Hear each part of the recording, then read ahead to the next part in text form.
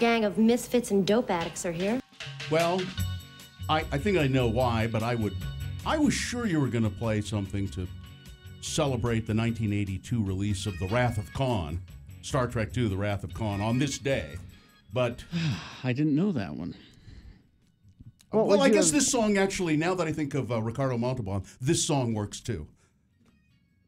If you're gay for Ricardo? Yeah. Oh, okay. He was kind of a gay icon after that. Was movie. he? Yeah. Because of his chest? Because of the fake pecs, which he insisted were real.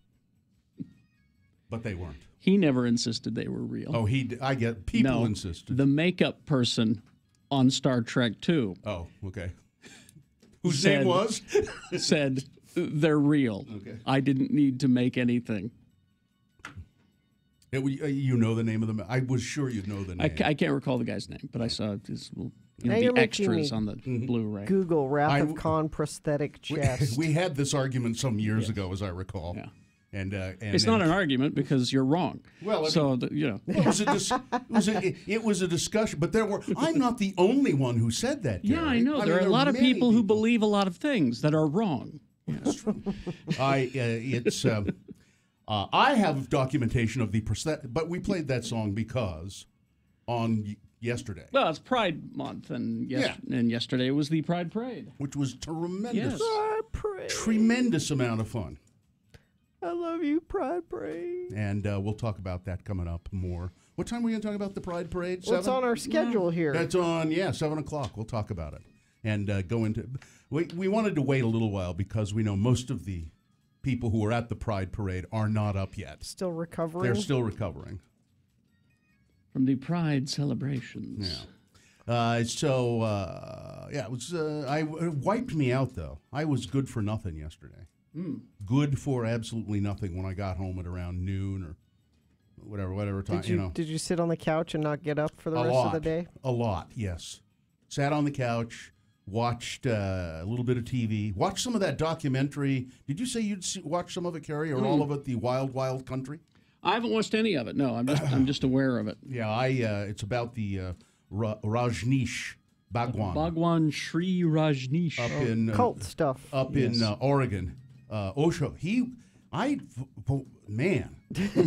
he Did it make you want to join a cult? Kind of. Really? Yeah. He had sway over lots and lots of people.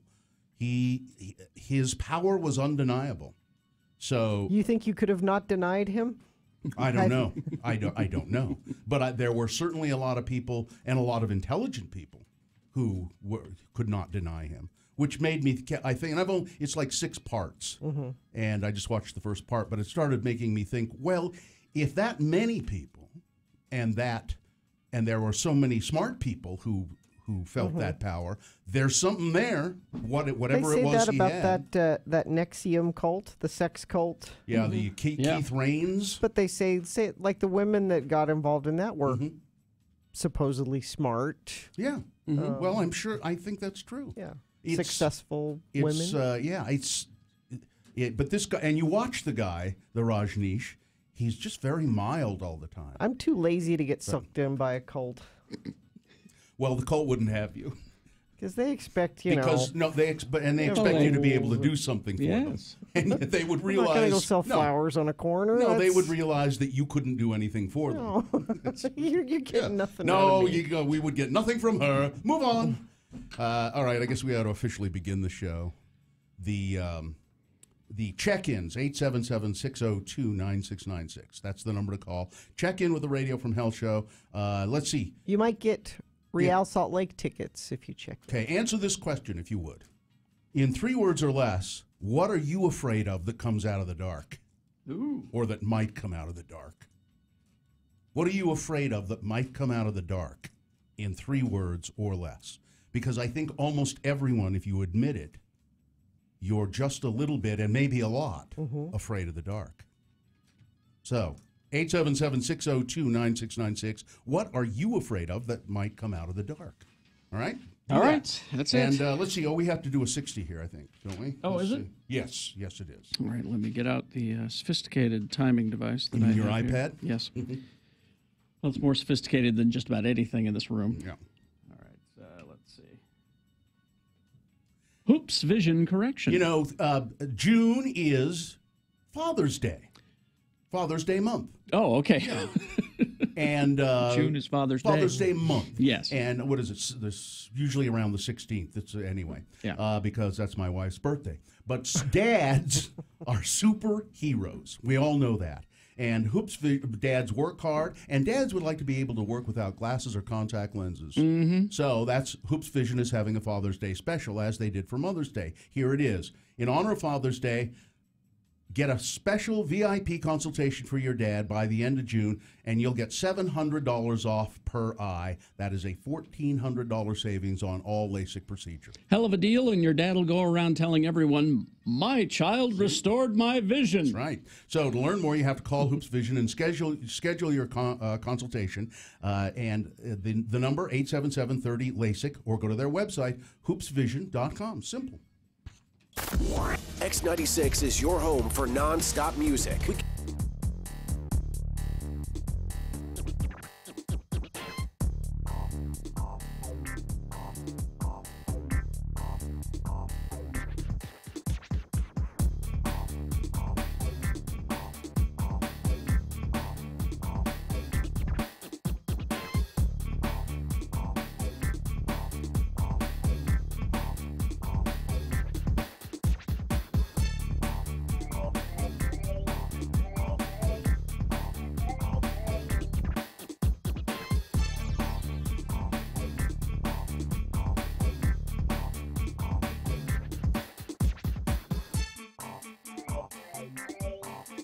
Sensuous. Sensuous. Spell it with me now. S-E-N-S-U-O-U-S. And now we'll use it in some dialogue between our two Utah friends, LeVar and LeGrand. Elder LeGrand R. Dunn is on the roof of his lovely West Valley bungalow installing some new shingles. His friend LeVar is down below on the porch having a nice cold glass of root beer. Again, the word is sensuous. Looks like you're doing a bang-up job with them shingles, LeGrand. That hole's being patched up just fine. Well, I got to get this done before the snow flies. I don't want no leaking on my food storage room again this winter. Well, if you don't want no leaking in the food storage, then you should keep LeGrand Jr. out of there. What? Nothing. Looks like it's kind of hot up there, LeGrand. Yep. I'm as hot up here as a tin roof cat house. You're what? Nothing. Hey, what's that you're drinking down there? Rut beer. Nice, ice-cold rut beer. Bet you could use some up there. I could for sure. I'm as hot as a hot dog with mustard and relish. Well, say, that's pretty hot. Bet you a nice cold Fanta root beer would sure go down good about now. Yep, I'm really hot, LeVar. I'm so hot that if you was to, like, hold an old dry Christmas tree next to me, it would just go up like a match. What? I'm a hot tamale, LeVar. Well, that's hot. Hot for sure. Bet you could use a cold drink. Some Fanta root beer, maybe. Like the one I'm sitting here in the Shays Lounge drinking right now. Yep. I'm a firecracker, LeVar. Why would you say that, LeGrand? Never mind. I think maybe I'll just get down. You know, climb all the way down the ladder and go all the way into the kitchen and maybe get myself a sandwich and a cold drink. What, cold drink like a rut beer? Maybe. Well, what kind of sandwich would you get? Pickled egg and tuna. Why? Well, I was thinking that since you was getting down the ladder and going into the house, I mean, since you was doing that, maybe you could get me a sandwich as well and another nice cold root beer too? I mean, since you was already thinking about going.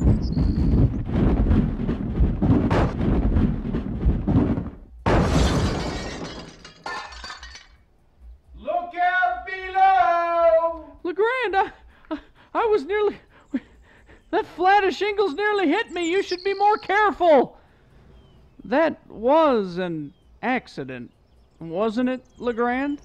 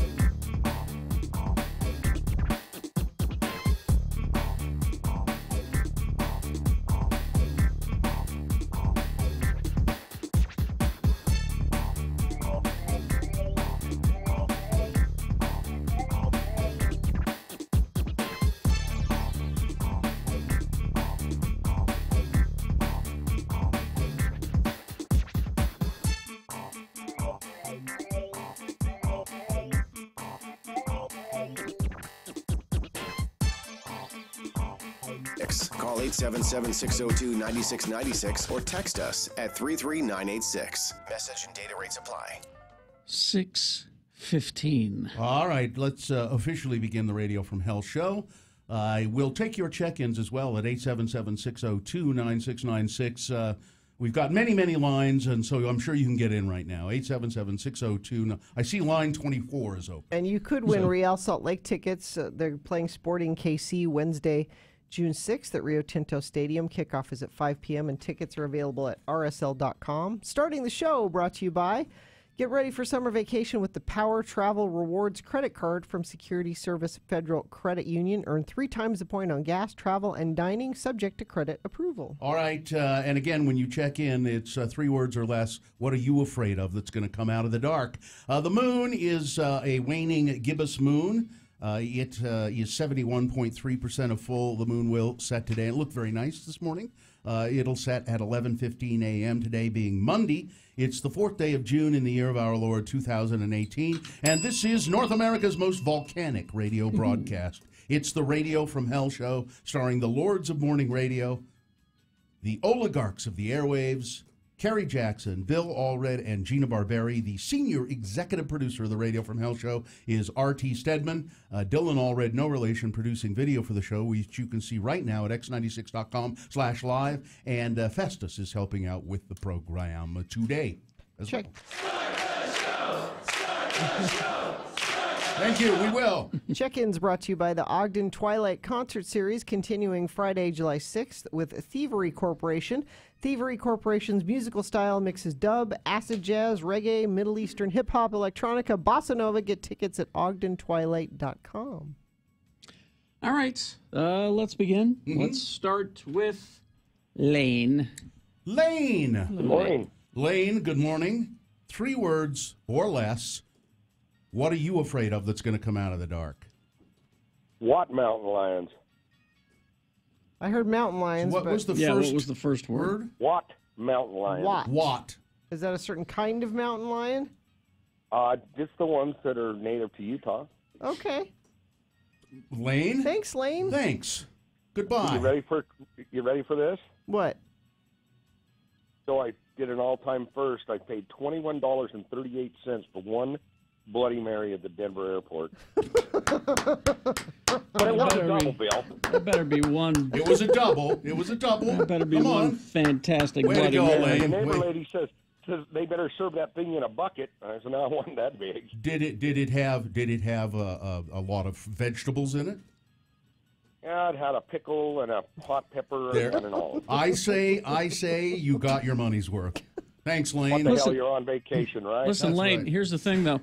I went to a place in San Francisco that had a Bloody Mary bar, and it was $30 for all you could Bloody Mary. All you could but Bloody Carrie, Mary. So But Carrie, Well, now it that's a wasn't. bargain But for me and you. Carrie, it wasn't in an airport. It wasn't in an airport. You pay extra for the airport? The wonderful ambiance of drinking yeah. in an airport. Especially the Denver Yeah. airport. All right, Lane. Thanks for checking Naturally, in. the Salt Lake wasn't open, the bar, when we left, but Thank it was you. open All by right, God when we got to Denver. Now Thanks, Lane's Lane. gone way Yeah. over his Hey, you three guys words. have a good day. Thanks. Okay. Let's go to line 10. Ethan. Hello, Ethan. Ethan. Good morning. Good morning. 3 words or less, Ethan. right. What are you afraid of that's going to come out of the dark? Pet cemetery babies. Yes. Ugh. Gauge. Yeah. Gauge. Now They're small. They could fit anywhere. they're working on a remake of that, Pet They're going to try it. cemetery. Yeah, I heard. They're going to try and make it a really good movie this time. I like the cat. Yeah. What? Oh, And I like it was Fred good Gwynn. before. Fred Gwynn was The good. cat and Fred Gwynn, but I wasn't afraid of that kid. Yeah. No, They can hide under the bed, Carrie. Come on. I saw part of that movie recently, again, toward the end of it. And again, I'm saying, okay, you've seen the cat, you've seen the other end, you've seen what happens, so you insist anyway. No. Yeah. Well, That's dumb. they're not known for making good decisions. Should we give Ethan tickets to... Do you want to go to the Real Salt Lake game on Wednesday? I would love to. All right, hang on. Hang on, Ethan. Put you on hold. It's line 12 here. Go to Jim. Hi, Jim. Jim. How you doing, guys? Good. 3 words or less, Jim. What are you afraid of that's going to come out of the dark? My psychotic cat. Not the pet cemetery cat, just regular psychotic cat. You know, Have you ever stepped on a cat's tail when they're sleeping? Yeah. Yeah, they get pretty crazy, man. Fun. I had a psychotic cat as well. Now, I don't know if your cat was like this, but periodically we would be sitting in the living room, and all of a sudden we'd hear this, and the cat would start coming down the hall, and you know how they go kind of sideways sometimes with their tails up, and it would just come and attack somebody. It would just attack somebody sitting in the living room. More reasons I don't have cats. Yeah, because they're all like that. They're all like that. Gina never pigeonholes or Never. stereotypes I never anything or anyone. Never. I never make generalizations So about. that cat was so awful. We used to put it out. We'd open the window and put it out on the roof of the store we lived over. You could just stay out there on the roof. Stay out on the roof. All right, Jim. Thanks for calling. Yeah. You know what mine is? What? Because I'm reading that Michelle McNamara book. Stuff that will come out of the dark. Yeah. And hers is I'll Be Gone in the Dark is what the name of the book. But she talks about the Golden State Killer and how he would how he would wake you up. So he attacked people in their sleep. Yeah. He would just gently grab your foot with his gloved hand. So now every night when I go to sleep, and it's dark in the room, I picture somebody reaching out and just sort of grabbing my foot. It'll probably happen. It'll probably happen. I'm sure it will. Mine would be just anything with knives. Coming out of the dark? Yeah, anything with knives. Because I have an irrational fear of knives. No, it's rational to be afraid of something that can cut you. And I'm afraid of the... no, but I mean, I just have an irrational fear of like a kitchen knife sitting on the table, or... Like, I will not leave knives out overnight. They have to all be in the drawer, or I feel uneasy. I get it. Yeah. Let's see. Brett's checking in bats and spiders. Lizanelle says bad people. Bad people? Comcam Kyle checking in Trump and Pence. That's 3 words. Coming out of the dark. Aliens. Someone yells. Oh, here's one. Clowns with knives. There you go. Clowns with knives, yeah. Trucker D. Bats. Someone text animals when camping.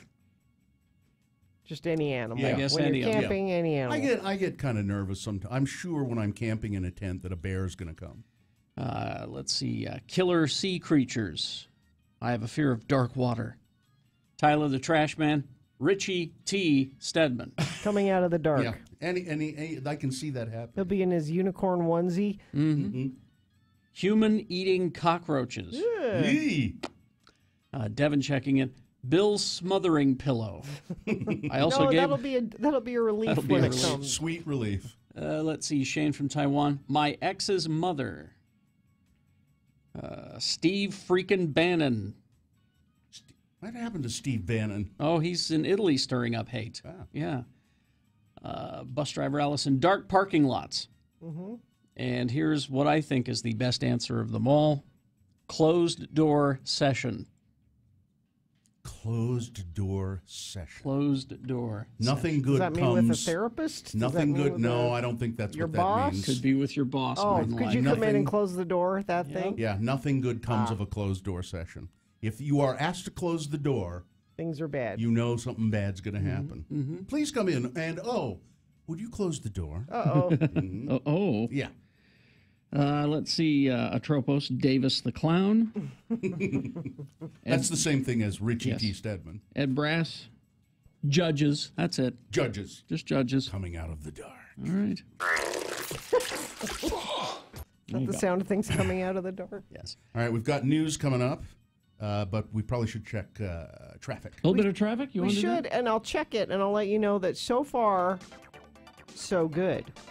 Unless you see something that UDOT doesn't, which happens quite often. You can text it to me, 33986. This Father's Day, Hoops Vision is celebrating dads all month long. Schedule a VIP consultation by the end of June for $700 off per eye LASIK.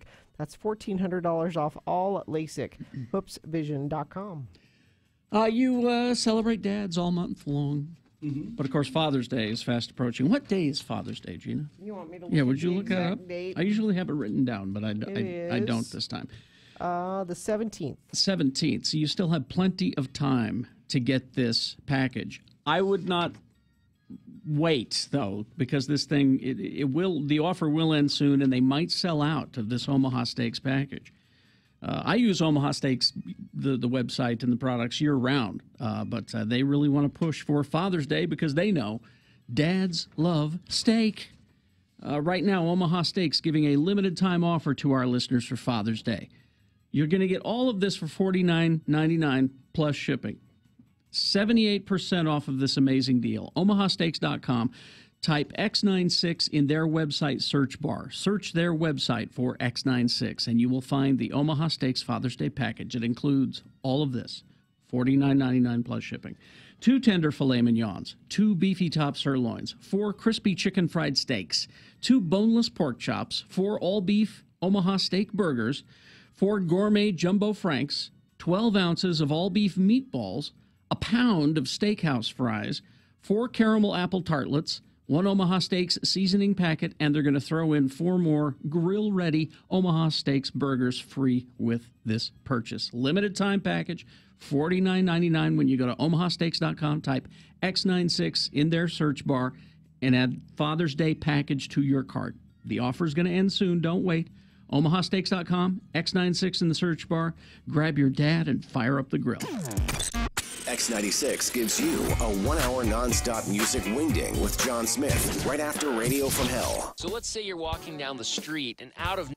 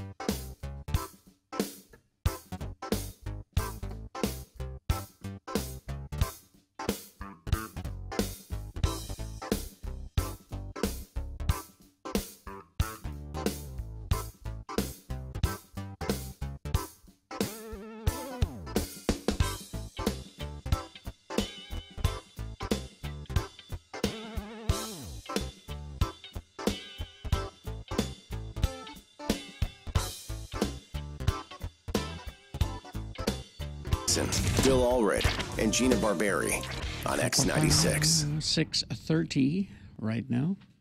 Time for Big Boy News and Opinionuendo. Oh, Amy Donaldson with sports coming up after that. But news right now brought to you by the 4th annual Wee Beer Festival at the Golden Spike Event Center, Saturday, June 16th, featuring 45 different local artisan brews, entertainment, vendors, food, and more. For information, go to goldenspikeeventcenter.com. I had this story last week, and then I just got lost in the shuffle, and I thought it was funny, and I thought of nominating it as a boner, but then I realized, no, it's a Trump story, and I've vowed that I will not nominate any. I have a Trump-adjacent boner, kind of. Okay. I think today, but not Donald Trump himself. But this is a story about Yvonne Mason, who is a retired school teacher. And she got a letter from the president. Let me turn on my headset here. She got a letter from the president, and she opened it up and read it. And then she read it again, and then she read it a third time because it was really beginning to irk her. Now, why did she get a letter from the president? It'll say here. Okay. I believe. She looked at the unnecessarily capitalized letters in the letter. Federal, nation, state, and states, common nouns capitalized as if they were proper nouns. Too many of the sentences began with the 9th letter of the alphabet. I signed into law. I also directed. The letter, with her name on it, was written on heavy official feeling paper. Some would see such a letter from the president as suitable for framing, but for Mason, there was an itch that could not go unscratched. She took out her purple pen and began correcting all those pesky capital letters. By the end, she had scrawled several notes, crossed out a few punctuation marks, and asked whoever wrote the letter a question that may or may not have been rhetorical. Have you all tried grammar and style check? A scrawl at the end of the paper was aimed at one sentence, but seemed to sum up Mason's opinion of the whole thing. OMG, this is wrong, she wrote. If I had received this letter from one of my students, she told the Washington Post, I would have handed it back without a grade on it and said, I hope you left the real one at home. She mailed the letter, now bleeding with purple ink, back to the White House. But first she snapped a picture of it and posted it on her Facebook page, hoping to draw smiles from friends and former students. Days later, a friend persuaded her to make the post public, and by the end of May, it had been shared more than 4,000 times. The Washington Post's David McNamara wrote, the constant small mistakes which have dogged the Trump White House since Inauguration Day are just simply present in this letter. Every time he talks about the special counsel, which is a lot, he spells counsel wrong. Yeah. And not the same way wrong. He's tried to correct himself, and he still gets it wrong. So and I'm trying to look. It doesn't say why she got a letter from somewhere in there. She had been urging him. I guess she had sent a letter saying you need to help do something about school violence, and she got an official response back. So now it's Donald Trump. He probably didn't write the letter himself, but those people who are underneath him are not very bright. No. Well, the big Pride celebration yesterday, Pride Parade. I don't know. It looked as big as ever. It looked, yeah, busy. Plenty of people. A lot of people, very, very nice people having a lot of fun. But there was a protest that we did not see, but it did happen. Now, it did? Yeah, it did. My son was in an entry in the parade, the Fear Factory, and it happened right in front of their entry. They were just a few entries before us. Oh. Now, you remember when we were pretty much stopped in the parade right at we started and then we were pretty much stopped. That's because protesters just laid down in the street. The parade was loud, there were raucous, and there were rumors that a group opposed to some of the event's corporate sponsors would try to disrupt the parade. And we were kind of given a heads up about that before it started. Yeah, they said if this happens, don't engage with them. It's a group called Queers Divest, and they were there to protest corporate participation in the parade. Morono Barrow, a member of the group calling itself Queers Divest, said, we know that corporate banking is a part of a system of oppression that hurts the most marginalized among us, particularly people of color, immigrants, and the poor. The group had raised its concerns, singling out Wells Fargo and Chase just days before the parade, and Pride Center Executive Director Rob Moolman offered them a place in the parade to air their grievances. Definitely, in hindsight, I would have loved to start earlier, said Kat Kellermeyer, an organizer of Queers Divest, who added that the group had not planned to block the parade route, but then they did for a few minutes. And there's a picture of them in the Salt Lake Tribune lying in the road. And there we are. Yeah, there it is at x96.com/live. And then they got up and went to the sidelines. And if you think about it, actually we saw some of those signs in some people holding signs that were, I was trying to figure out what they meant exactly, but it was members of this group. Then there were the usual protesters there Not very as many, well. though. No, it Very. was a smaller group of, God hates queers and all of that. And it's interesting. They weren't as raucous as they have been in the past. They usually had a bullhorn. Yeah. They seemed there were not as many, and they seemed kind of dispirited. They seemed like I don't even want to be here today. Yeah. Kind of. I don't know. I signed up for this a while ago, and now I gotta. I felt a little bad for them. We've kind of lost our steam. And they, to me, they were always kind of a colorful, funny part of that parade, and I didn't. They were barely even there. Yeah, and and I think most of the people, the gay people along the parade route who encountered them thought they were just amusing as well. They spew hate, but they spew it in such a cartoony way. Yeah, that's a great way to put it. They're just like cartoons. Let's see now. This is I'll save this for sports when Amy Donaldson comes in. A woman lost control of her car and drove it into Pineview Reservoir, Gina. It's always my fear when I drive around Pineview. That a woman will lose control of her car and drive in. That I'm the woman. Oh, that you're the woman. Yeah. A woman in her early 20s, it was 3:45 in the afternoon. She veered off Highway 158 and right into Pineview Reservoir. She was able to take off her seatbelt, get out of the car safely, and the car was recovered by a tow truck. Let's see. Now the Melanie mystery. Melanie Trump, Donald Trump's Melania? wife. No, Melanie. No, she's been replaced. It's Melanie. Melania didn't test well. Oh. And so now we have Melanie. We are with Melanie. Yes. The mystery deepens. She will not accompany Donald Trump to the G7 summit or to Singapore, where he is going to meet with Kim Jong-un, allegedly. Now, she is going to be part of a ceremony today at the White House for Gold Star families, and the press isn't invited. Yeah. Because will the real Melanie Trump be there, or will it be her double? I tweeted that. Did you tweet the answer? No, I asked her. I tweeted at her, and I said, Melania? "Is it going to be you or the body double?" And then I put the picture of. Remember, this was a couple months ago when there was a person that did not look like Melania appearing as Melania. And what did Melanie say? She hasn't responded yet. Oh, I'm surprised. I think maybe there is a chance that she might be being held prisoner. I'm not sure, but she might be being held prisoner somewhere. Well, I just think that they've reprogrammed her. That could be. Mr. Ford has come in and reprogrammed her. Yeah, and then she's going to be called Dolores soon. And by the way, those of you who will see this around today, don't fall for it as I almost did. Weird Al Yankovic did not come out with a parody song and video titled "This Is My Hair I Cut," spoofing Childish Gambino's "This Is America." No. Now, "This Is America," Childish Gambino, Donald Glover, was a very powerful, controversial in itself song and video about gun violence. If Weird Al had done that, it would have been highly inappropriate. Yeah, he would. And there is okay.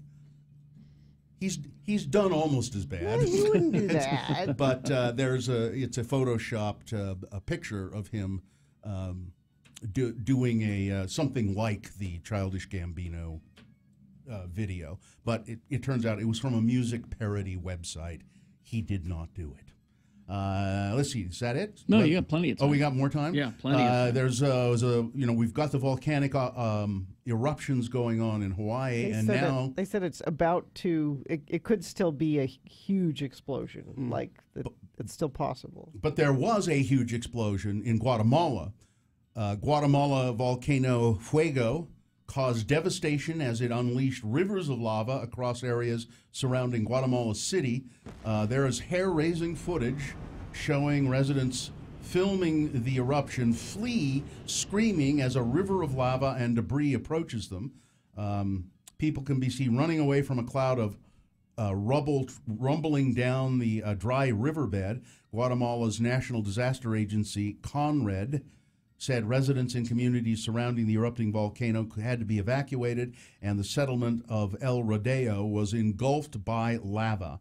There are several people that have been killed by this, the lava and the explosion of the volcano. Let's see, we have this is so this story I saw last week in the New York Times. Again, a story that I meant to bring up and we didn't get to. So Congress decided not to take any significant action after all of these mass shootings. They decided not to do anything this year and last. But some big banks decided that they might take matters into their own hands. About gun violence? Yep, by restricting financing for gun sellers. Really? Yeah. Nice. But Republican lawmakers are now pressing regulators to stop them from doing that over concerns that they're veering too far into social activism. The issue has put the Republican Party in the awkward position of choosing between its embrace of free markets and its concerns over infringement of the Second Amendment, even as the school shooting crisis has persisted with the deadly attack at Santa Fe High School. Guns are creating a rare rift between Republicans and the financial industry, which has been among the party's biggest contributors. If you're going to turn us into a nation of red banks and blue banks, you're making a big mistake, said Senator John Kennedy, a Louisiana Republican and a member of the Banking Committee. Don't come crying to us when you screw up and you want the American taxpayers to bail you out. If you're going to restrict money to gun sellers, we won't bail. So he's threatening the banks because of their social activism. Kennedy said he planned to file complaints with the Consumer Financial Protection Bureau against banks that are restricting gun sales by setting their own rules on legal products and refusing to do business with gun makers and retailers that don't comply. He's also working to get Republican colleagues to join him in writing legislation to stop banks from discriminating against gun buyers. So, I just want the green money. I don't care about the blue money or the red money. I just want the green money. It just seems like the government is telling you how to do your business. Well, the banks are saying we some banks not. I keep hearing the GOP is businesses need to be deregulated, right, to thrive. Only if it's healthcare. Only if it's healthcare? Only if it's healthcare. Oh, I see. Free market on healthcare. Yeah. Everything else, like Trump's now going to force everybody to help coal miners. Same thing. Yeah. So, sort of like the Sugar Act. So you can't lose money. So Donald Trump has said to coal plants that have been about to close down, coal-fired electric generating plants. Only specific ones. Yeah, that have been about to close down because of the regulations, and they don't. No, stay open.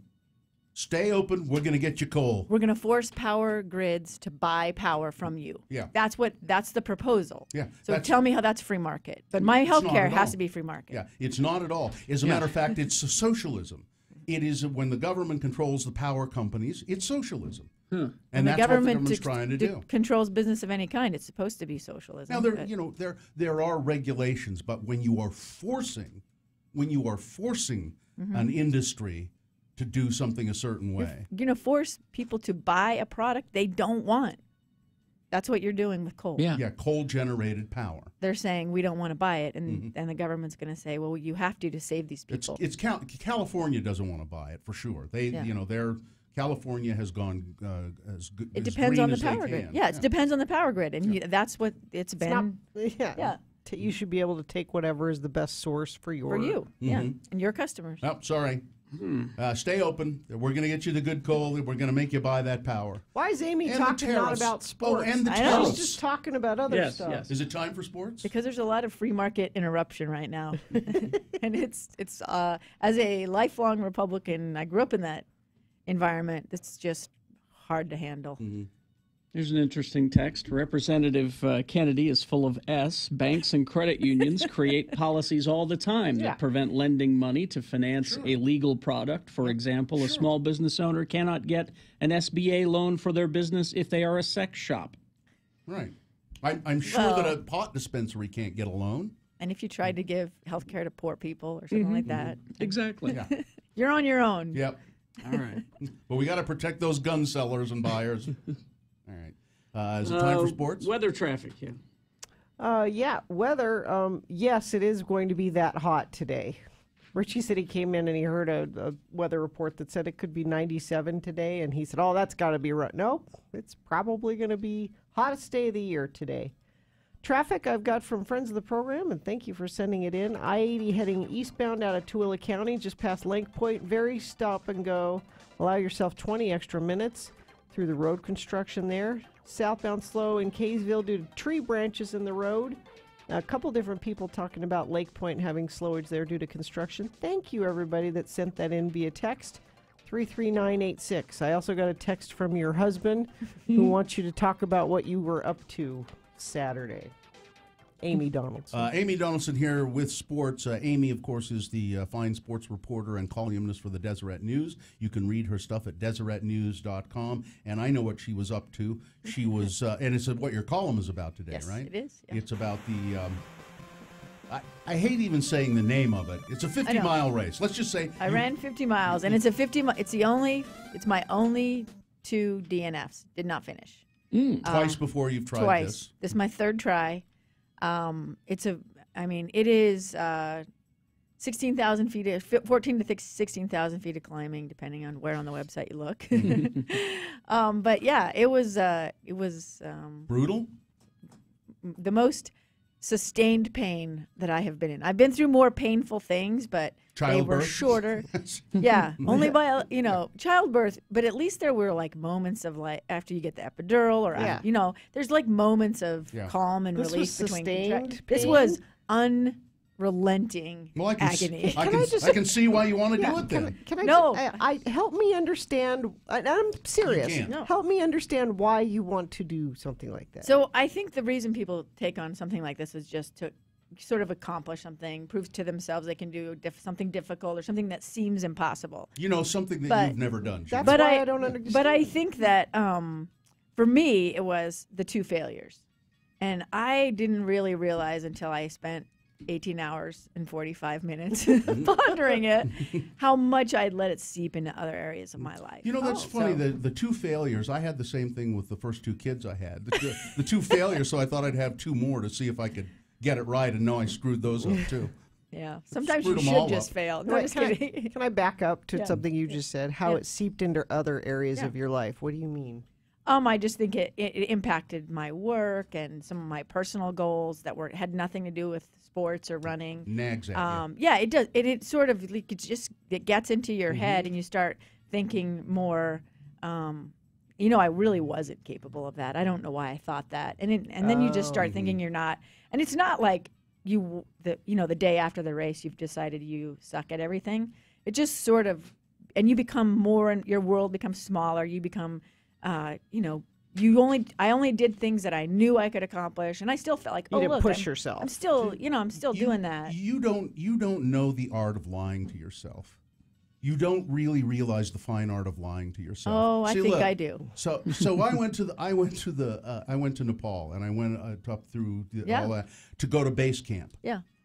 I got to where I could see base camp. Mm-hmm. I didn't go into base camp. I couldn't. I was done. I couldn't get there. I wanted to go right up into it. Yeah. I got as far as where I went, yep. And they said, look, it's right there. Now you better go lie down, because I was sick and I couldn't go any further. Yeah. Well, and that's. But I always say, I saw base camp. I got it. I got close enough to see it. I got yeah. close enough to see it. But I mean, but you went to your limit. I mean, and if I'd failed again, I guess that would have been my limit. The trick is sort of believing what your mind tells you, because you always have these struggles in your mind, whether it's something at work or something in your personal life or an athletic endeavor. You always have these battles about, am I just struggling with self-doubt, or have I pushed up against my That's actual interesting, limit? Yeah. But you don't really know what she's talking about, do you? No. So she does. She loves cheese. And we don't have sports now. We do. We have NBA Finals. Golden State takes a 2-0 lead in the NBA Finals with a 122-103 run. Stephen Curry set an NBA record with 9 3-pointers. Some of the ones he put up just like ridiculous. They look like afterthoughts. Like, yeah, maybe, and they go in. And the story that I gave you guys to link to is actually about how those are just backbreakers. Like, just because they look like, oh my gosh, this guy can make anything, we're never gonna win. So it gets in your head. Yep. Real Salt Lake beat Seattle 2-0, earning their 3rd win in a row. Washington Capitals lead the Las Vegas Golden Knights 2-1 after a 3-1 victory on Saturday night. And please, please, please do 2 things for me. Oh, Utah hired a new AD, Gina. Did you read about that? Chris Hill finally. He's gone, and now we have Mark Harlan. But is that a relief? Finally gone? No. I just mean he announced he was leaving a while ago, but now he's officially. So gone. 2 things you should check out today, and I gave links to Richie to put on at x96.com. Abby Wambach gave a commencement speech at a women's college. She's a soccer player, right? A former, she's an icon in women's soccer, and you need to read it. Even if you hate sports, it's just about sports. It's especially profound for women, but it's empowering. The men in my life have read it, and it's an amazing. I haven't.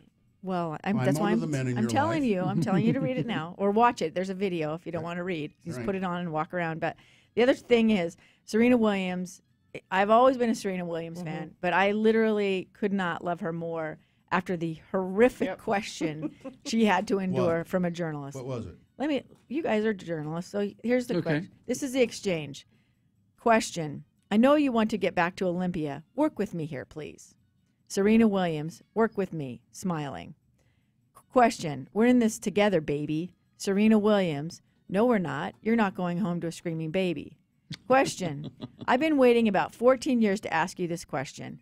After the 2004 Wimbledon match with Maria, I had the opportunity to interview Donald Trump at his LA golf course, and he said that Maria's shoulders were incredibly alluring. And then he came up with this incredible analysis. What? That you were intimidated by her supermodel good looks. My question is, have you ever been intimidated by anyone on a tennis court, and what are your thoughts on that occurrence? What the?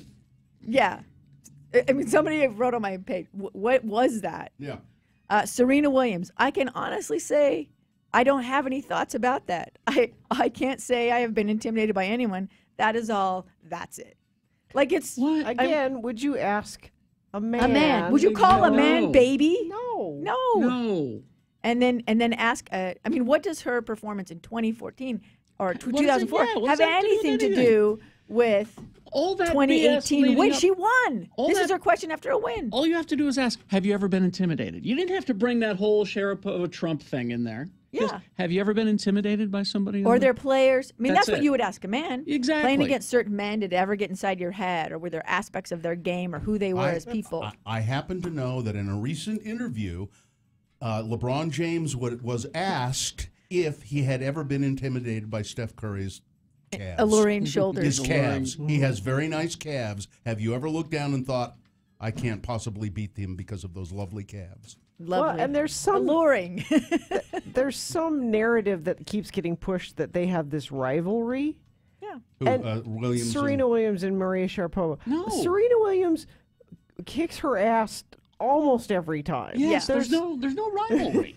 Yeah. Well, it's not about, but people want to make it about, but she's so pretty. Yeah. Serena's pretty. Have you seen her? And she's bad.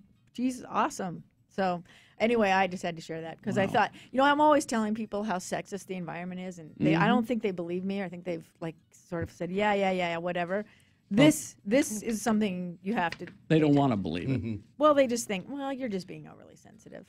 But this is not uncommon. If you can't handle it, ma'am, get out of the locker room, okay? Yeah. That's the attitude. Yeah, or someone will just say stuff to you like, "Hey, this is pretty fun for you, right?" What? What are you talking about? It's my job. You know what would be fun is if I could punch you. Might Make try that part of your job. Right in the alluring shoulders. Well, I was going to ask you about bare knuckles fighting in Wyoming, but What? I don't know anything about it. let's hang on. There's a good crash too. I'll show it to you in a second. All right? Okay. All right. Thank you very much. Amy Donaldson, read her stuff, DeseretNews.com. Amy, you tell people whether you finished or not, because they said we had that whole conversation. Oh, sorry. I did. I made the cutoff by 20 minutes, Oh, and I okay. finished. And as soon as I saw Ed in the finish line, I burst into tears, Aw. which I've never done. Traffic backed up I-80 eastbound all the way to Lake Point on the ramp because of construction. Several friends of the program sending that one in. And UDOT not reporting anything of significance so far this morning. But if you see something, please text it to me.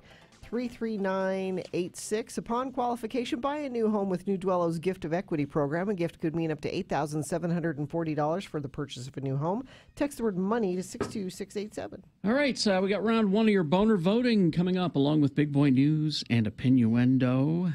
So I'll tell you about the Pride Parade on Sunday. First, got to tell you about brooklinen.com. I love my Brooklinen sheets, but I'm a little angry. Why?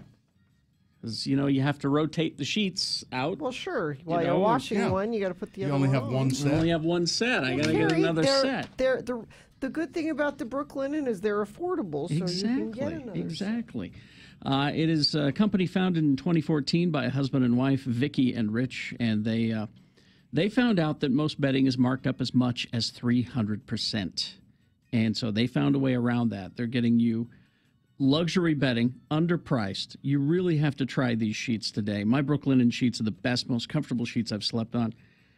Brooklinen.com has an exclusive offer just for our listeners. You get $20 off and free shipping when you use promo code Jackson, my last name, Jackson, at brooklinen.com. They are so confident that they offer a risk-free 60-night satisfaction guarantee and a lifetime warranty on all of their sheets and comforters. Now, the only way to get this $20 off and free shipping is to use the promo code Jackson, Jackson, at brooklinen.com. That's BROOKLINEN.com. And the promo code Jackson. These are the best sheets ever. Hey kids, it's John Smith here to let you know that every single weekday following Radio from Hell, I will be in studio to kick off a full hour nonstop wingding.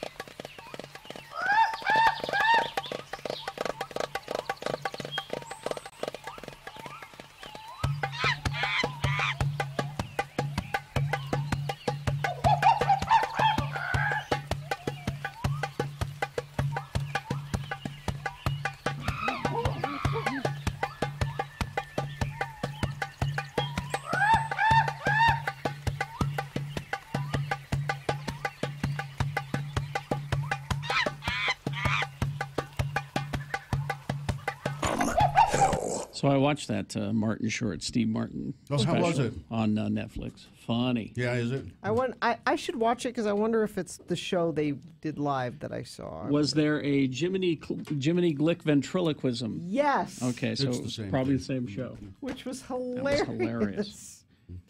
hilarious. So yesterday, was it just yesterday? Yeah. Seems like only yesterday. Seems like a long time ago to me. If memory serves me correct. The Pride Parade, and once, how many years in a row have we done this? God. At least 10.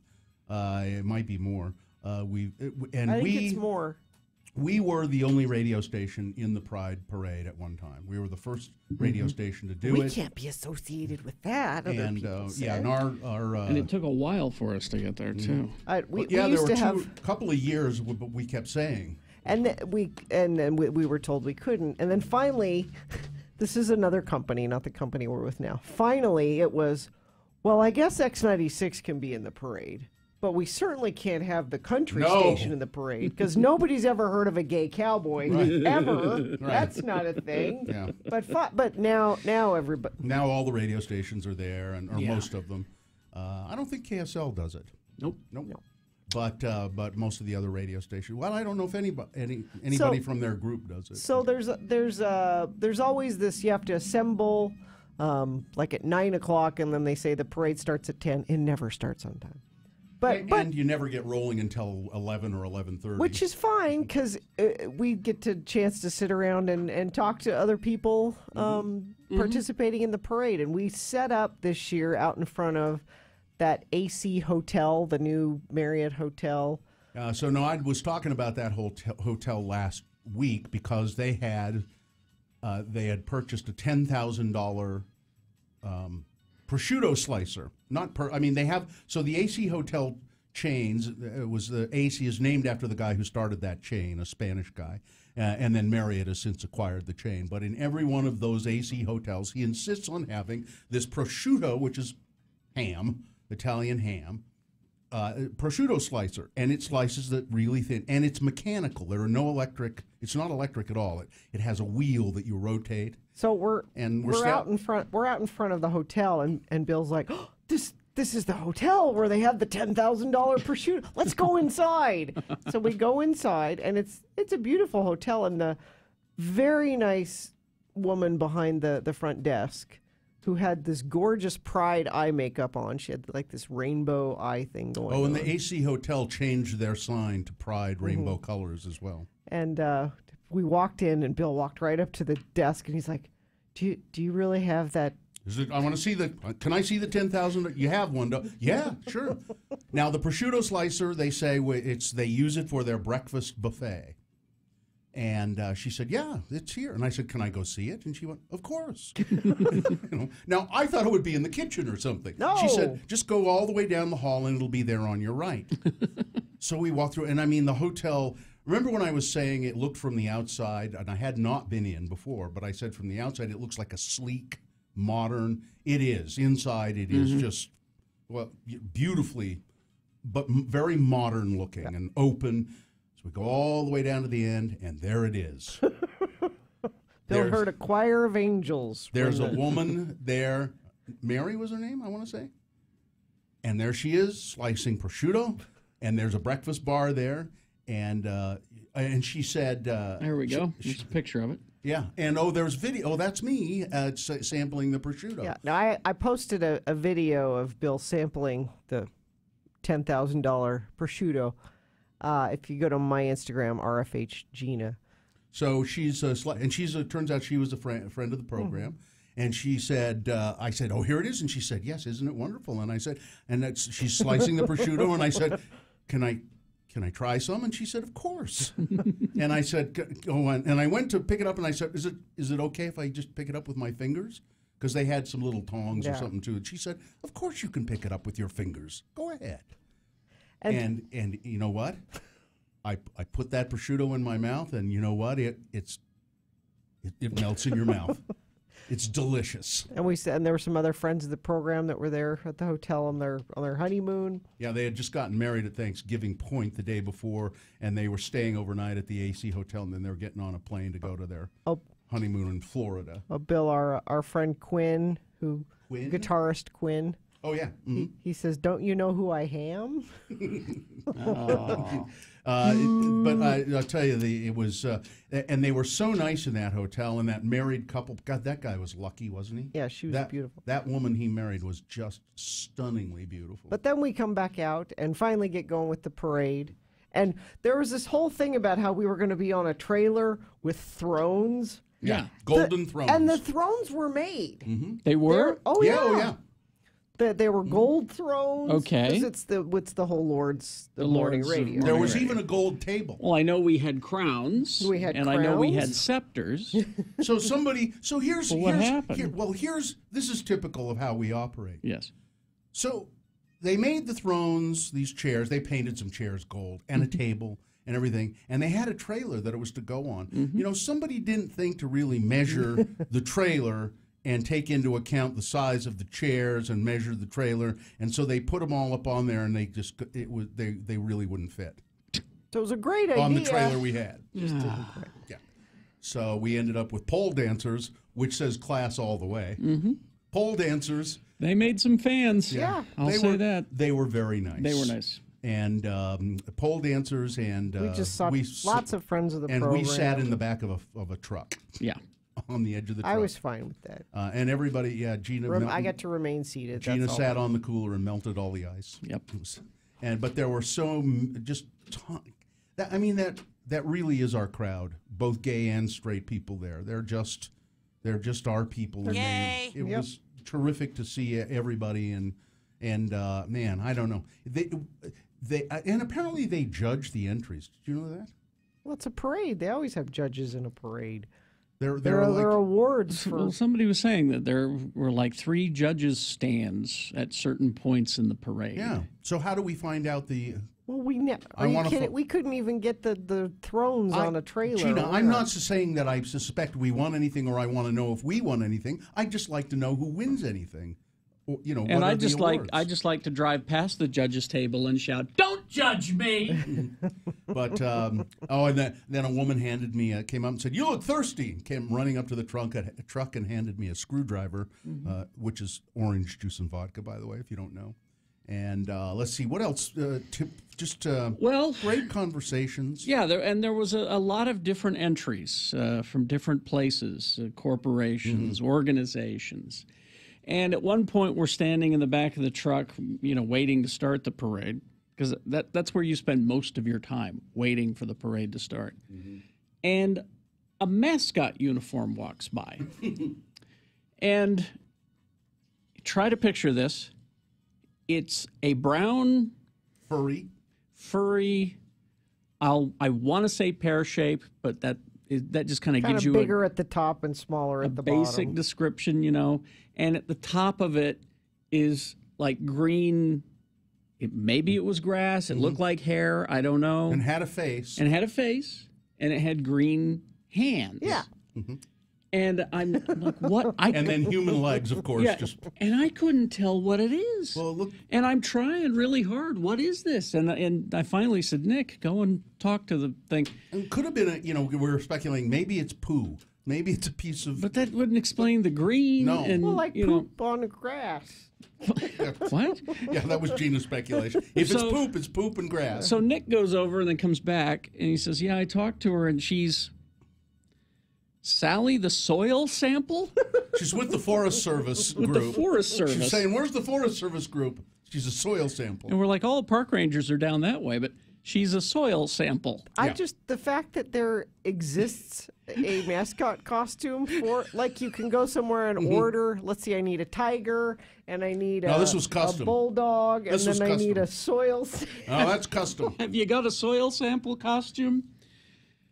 And actually, soil sample could be poop, too. That could still be classified. No, that would be a soiled sample. Yeah, that's different. So anyway, but terrific group, terrific parade again this year, and yes, and I like the way the crowd kind of closes in at certain points. Mm-hmm. I like that. Yeah, I wish I let them do that all the way. Some parts of I thought it was odd. Some parts of the parade route, it was like they put the crowd way back. Yeah. And then some parts they were allowed to kind of close in. I think they just creeped in. You think on their own? Well, because they try to keep them back because they don't want anyone getting run over. And I think there was creep. There was creep. There was creep. And what was it? The beer bar changed their sign? What? To the bear bar? Oh, I didn't notice that. Oh, I didn't Did see they really? that. Yeah. I didn't notice that. I'm trying to see if I can find a soil sample mascot costume. There isn't one. No. Yeah. I think I they just made that up. No, it was great to see everybody there like that. Yeah, those are our people. Yeah. Gay. Well, not all of them. No. There are There's lots lots of straight people. No, I mean, statistically, there were more straight No, people than gay people. What I mean Yeah, is, probably. it's Yes. gay people and it's straight people supporting gay people. That's our crowd. A lot of families, a lot of kids. Animals. Okay. Oh, Carrie, let's talk about this. I know it's fun to think about taking your dog and being in a parade. I know that sounds like a good idea. We're gonna walk the route. It'll be No. That black asphalt is. Think about you're walking barefoot on that for a couple of hours. Yep. Do not take. I know it sounds like fun. Don't have take your your- dog in the parade. Yeah. But Now, he if wants you're- to go. Now, if you're watching the parade and you're on the grass or whatever on the side of the street, that's different. I'm talking about walking in the parade. There were a couple of dogs I saw that I just felt bad for their poor little paws on. But there was somebody that had a dog. Oh, it was Blue from Mark Suba Miller's. Blue. Yeah, he Was in Blue- a chariot of yeah, some I'm like, kind. If you're going to have your dog in the parade, put him in a chariot. Exactly. Walking the parade, that's a bad idea. So get a chariot. That's Yes, what you're saying. exactly. If you're going to have your dog in the parade, It has to be a chariot. put him in a chariot. They- Nothing else will do. You know, they do have little booties for dogs, too. They do. So yeah, I mean, you could do that, I guess, but just don't think your barefoot dog enjoys being on the hot pavement for hours. Stalled vehicle eastbound SR 201 9th West in Salt Lake. The right lane is closed there. Traffic I-80 from Tooele is backed up all the way to Stansbury. That comes from a friend of the program. They sent that in via text 33986. Summer at Snowbird starts this weekend, opening June 9th. Enjoy the summer activities, including the aerial tram, mountain coaster, all-new Woodward Rectangle, and Ninja Obstacle Challenge. Learn more at snowbird.com. All right, we've got Boner's round one coming up. Here are your candidates. Boner candidate number one, I live here. Boner candidate number two, will anyone put a stop to this? And Boner candidate number three, I'm the fun dermatologist. All right, we'll have it for you in 2.5 minutes. Boners round one and Big Boy News. Stand by. Gay. Oh, yes. He's been voted the greatest DJ on the planet and won just about every award in the EDM world. His show is a mixture of exquisite beats,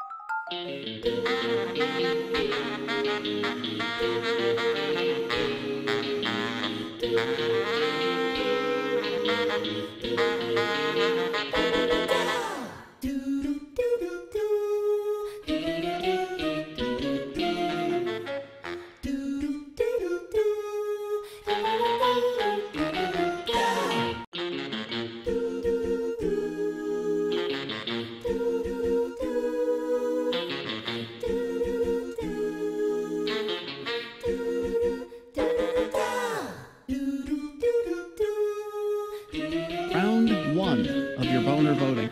3 news stories that are examples of bad, stupid, or funny human behavior, and you'll decide with your vote of these 3 candidates which one is the worst, which one deserves to go forward and get that chance to be boner of the day. If it wins here, it's not necessarily boner of the day. It has to defeat the winner of round 2's voting. Yes, we do this again with 3 more candidates, 3 different ones, at 8:20. So we take the winners of each round, throw them both into the Boner Dome. Boner Fight is at 9:20. That's when you decide boner of the day. So pick your contender for round 1.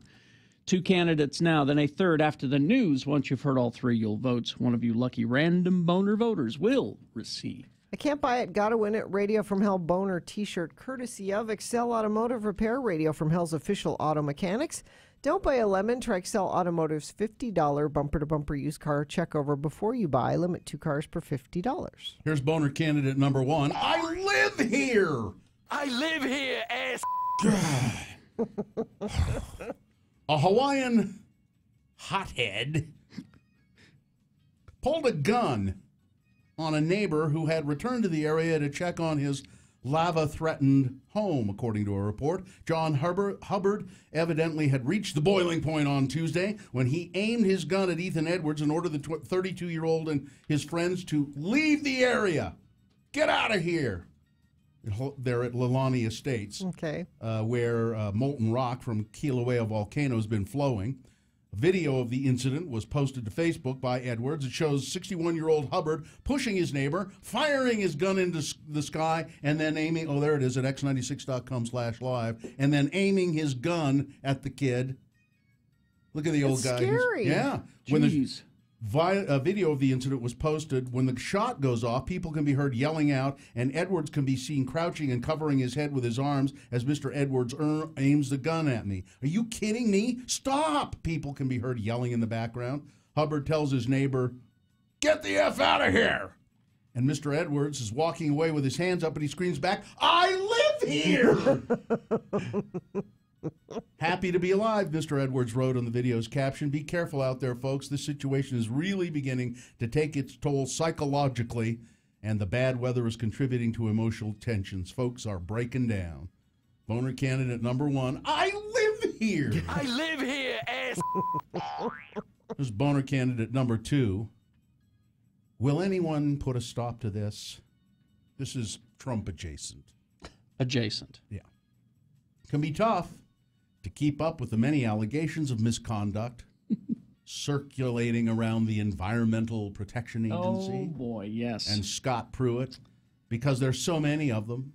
Over the past few months alone, internal EPA teams have failed to identify any credible threats that would justify Pruitt's $3 million budget for 24/7 security and expensive flights. The agency has grown increasingly authoritarian and hostile to climate science, and Pruitt reportedly wined and dined a Catholic cardinal accused of sex abuse because they were both climate change skeptics. But this week, 2 more new events about Pruitt emerged. One, he spent an awful lot of money on fancy pens. Well, now, Bill, And two, you are a fan of fancy pens. I am. And 2, that this very cozy relationship he has with a coal billionaire named Joseph W. Kraft III has included exchanges of really expensive college basketball tickets. One of Pruitt's aides ordered 12 $130 silver pens with the EPA seal and the administrator's signature engraved on them, as well as a set of journals that cost $1,670 each for a total of $3,230. That is an incredible amount to spend on stationery. But the EPA says, now look, these are gifts that I take on international trips. And it's the kind of thing that my predecessors did. EPA spokesman Jan Wilcox said that the pens were similar to purchases made by Pruitt's predecessor. This is just to give to his foreign counterparts when he meets with them. However, the agency chose to justify the pen purchase. It's all in the context of the EPA chief who has spent dramatically more on luxuries than any of his predecessors. And then the second incident. According to the New York Times, EPA says Pruitt paid Kraft, Mr. Kraft, the coal guy, $130. Gave him $130 for 2 seats reserved for season ticket holders who have donated at least $1 million to the University of Kentucky. Now, this is one of the school's biggest basketball games of the season, so he paid him. Now, the EPA says, and Pruitt says, no, I paid him for those tickets, $130 in cash. No, Cash. I don't have a receipt. Cash. No. Isn't that convenient? That way you can't trace it. No. Yeah, he didn't just give me those tickets. I paid him. Now, even if he did pay $130 for them, they're worth way more than that because he got locker room access, he got to meet with players, pictures taken, all of that kind of thing. And by the way, this guy Kraft, this coal billionaire. Isn't Kraft the NFL person? I don't know if he's related to him or not, but this is the coal guy. Okay. Has had more access to the EPA office, has had more meetings with Pruitt than any environmental group has had with the Environmental Protection Agency. And by the way, he got these prime tickets to go to the basketball game. Does he forget the P of EPA? Protection. He doesn't understand the... Yeah. It's protecting the money. Ah. That's what we mean. I don't really, it's just amazing to me, any other head of a major agency in the federal government that would have done this, in the Obama administration or the Bush administration for that matter. I was going to say, if this was any other administration. Why isn't Mike Lee outraged? Mr. Smaller government, saving money. Please, Mike Lee, why are you not outraged? They have spent about money this? on pens before. Boner candidate number 2. And I would be saying the same if the president were a Democrat. I'd be saying the same. They've spent the same amount on pens before. No, you wouldn't. Coming up in a moment, boner candidate number 3. I'm the fun dermatologist. All right, boner candidate number 3 for round 1. Coming up after this, big boy news and opinioendo, brought to you by. The Melting Pot is perfect for a quick bite after work or before a night out downtown. Locally owned and operated at the corner of Market and Main Street. Reservations at meltingpot.com. Oh, did you hear that Bumble Pimp Cumpersnooch was a hero? Yes, he's a superhero. Bumble Pimp Cumpersnooch, Sherlock star, fought off a gang of muggers. I'm sorry, Benedict Cumberbatch. I should probably. That's what I said. As they beat up a defenseless cyclist who was, I think he was working for a delivery service called Deliveroo. Isn't that British? The actor leapt from an Uber car and waded into the turmoil after spotting the attack near Sherlock Holmes' fictional home in Baker Street. The gang fled, according to Uber driver Manuel Diaz. The cyclist was lucky, and Benedict is a superhero, said the Uber driver. He's Doctor Strange. The star leapt to the rescue as the Yobs punched the defenseless cyclist and smashed him over the head with a bottle. Witnesses told how Bember Schnoop jumped from an Uber car in which he was riding with his wife Sophie. He sprinted into the fight, yelling, "Leave him alone." He dragged the four muggers off their bloodied victim, one at a time. I mean, this man. And it wasn't just the Uber driver who was witness to it. And the cyclist said, "He saved my life." You hang out with Iron Man and Star-Lord long enough, it rubs off on you. Yeah, you know, Rudy Giuliani, he's America's mayor, first of all. And now he's the president's attorney. He just says things. You know, he just keeps talking. Donald Trump once bragged that he could shoot somebody on Fifth Avenue in New York and not lose any support. And now his lawyer, Rudy Giuliani, says, you know, Donald Trump could shoot James Comey in the Oval Office and still not be prosecuted for it. Yes, we're joking about murder. In no case can he be subpoenaed or indicted, Rudy Giuliani told the Huffington Post on Sunday, claiming a president's constitutional powers are that broad. I don't know how you can indict him while he's in office, no matter what he does. He also was talking about Trump testifying and saying, well, you know, we keep remembering things differently about the things that Trump would testify. We keep remembering. The truth is flexible. No, we keep remembering things differently. Well, the truth is flexible. It really is flexible. By the way, I guess the summit with North Korea is on again. President Trump talked warmly with reporters about the very nice, very interesting letter that he'd received earlier in the day from North Korea's leader, Kim Jong-un. The letter is a very nice letter, Trump said. Would you like to see what was in that letter? How much? How much? He said. The letter was hand-delivered to the president by senior North Korean official Kim Yong-chol. Who has an interesting backstory. Yeah, he was a torturer and a strong spy. Man for Kim's father. He's the guy who created the hacking department that got into the Sony computers. Mm-hmm. I mean, this is a bad guy. He's their top spy. So the two men, Trump and Chol, posed with a very large envelope in the Oval Office. You know, it was like you have when you do a ribbon, when you do the ribbon cutting, you have the ridiculously large scissors. When you do present a check, you have an enormous, ridiculously large fake check, and of course now we have a ridiculously large fake envelope. So Trump went on and on about. It was a very interesting letter. At some point, it may be appropriate. Maybe I'll be able to give it to you. Maybe. And then a couple of minutes later, another question was asked the president, and he said, "Well, I haven't seen the letter yet. No, I purposely didn't open it. I haven't opened it. I mean, I didn't open it in front of the director. I said, would you like me to open it? He said, you can read it later. I may be in for a big surprise when I do open it, folks. I don't know. So first he's saying it was a very interesting letter. This is the same interview. This isn't same like interview. Later. No, it's the same, like 2 minutes later. Let's see. Okay. First ever state-sanctioned, this is Wyoming, first ever state-sanctioned bare-knuckle boxing match got a bloody ending Saturday night and a big response from a raucous crowd. Arnold James, a 32-year-old MMA heavyweight, pounded ex-UFC fighter DJ Linderman's face into a bloody mess in front of 2,000 rowdy fans who loved every second of it. Wyoming is the first state to sanction bare knuckles boxing. Back when boxing was a nascent sport, a beginning sport especially in the United States, it was bare knuckles. Yeah, and they would fight dozens of rounds. There were these great champions, John J. Sullivan and those guys. And then bare knuckles boxing was outlawed, and they started wearing padded gloves. Well, Wyoming said, "Oh yeah, we've got MMA fighting and UFC fighting and all of that. We'll sanction this bare knuckles fight." And apparently, people just loved it. Well, it's extra bloody. Yeah. So Donald Trump has said he's imposing tariffs on our allies.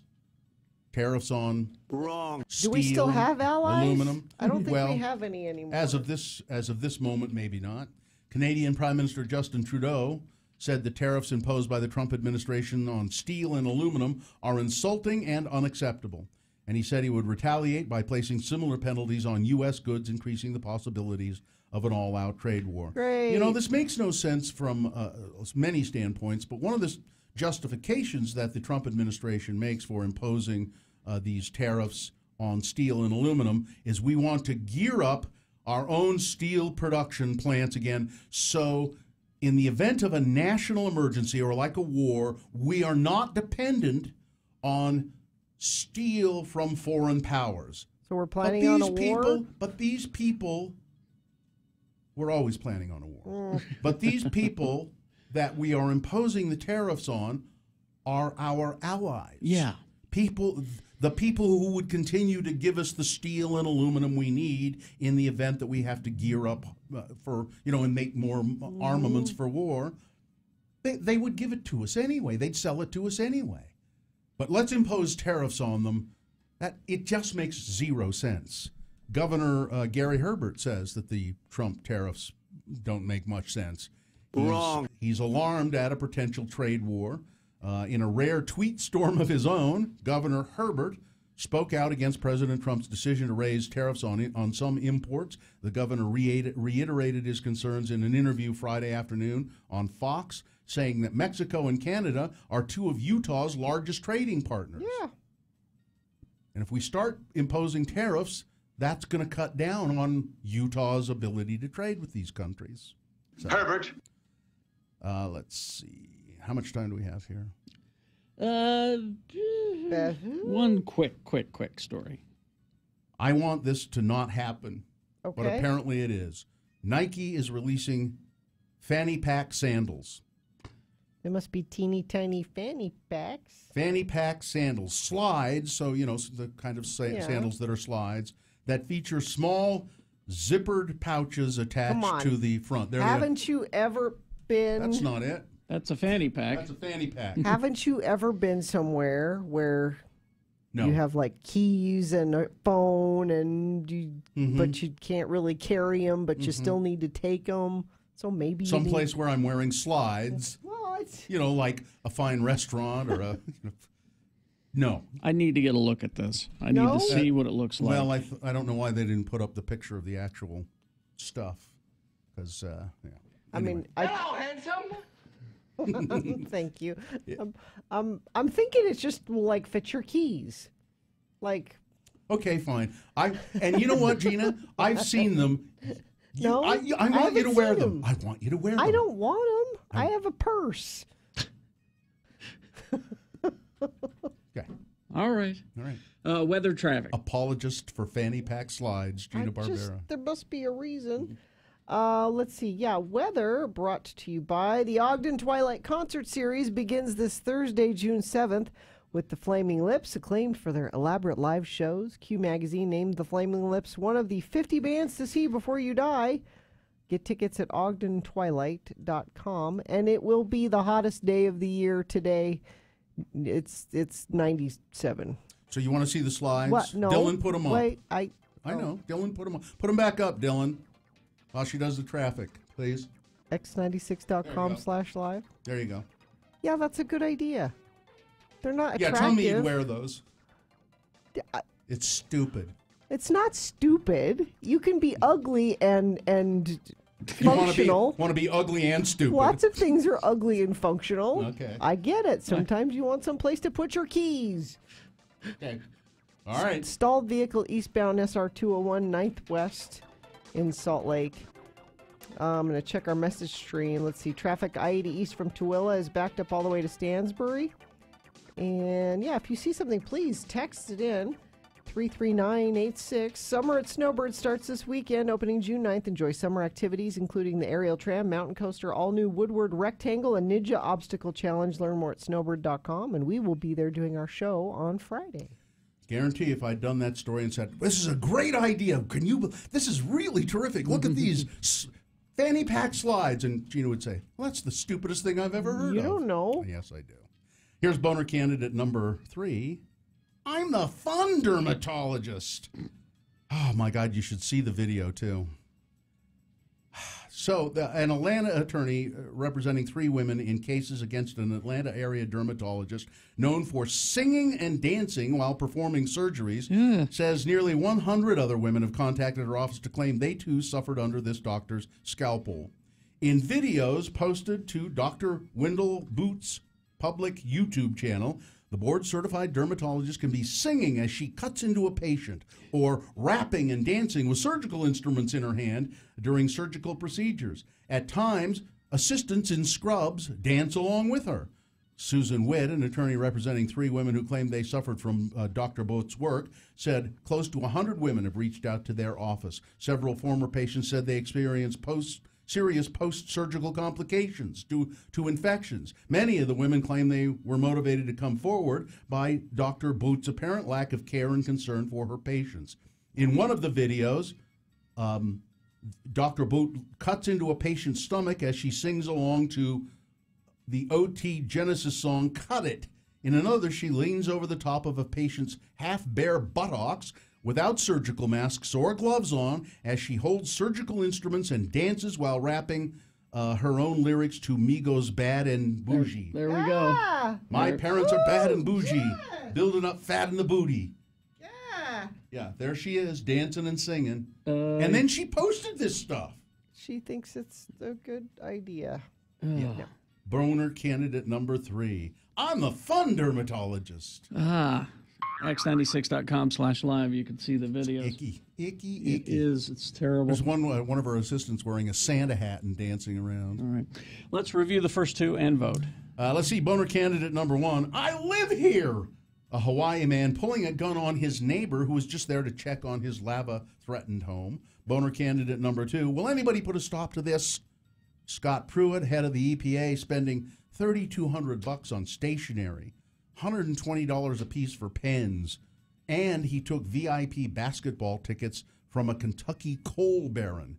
And boner candidate number 3, I'm the fun dermatologist. All right, it's time. This is round 1 of your boner voting. You've got to vote. You've only got 3.5 minutes to do it, so let's go.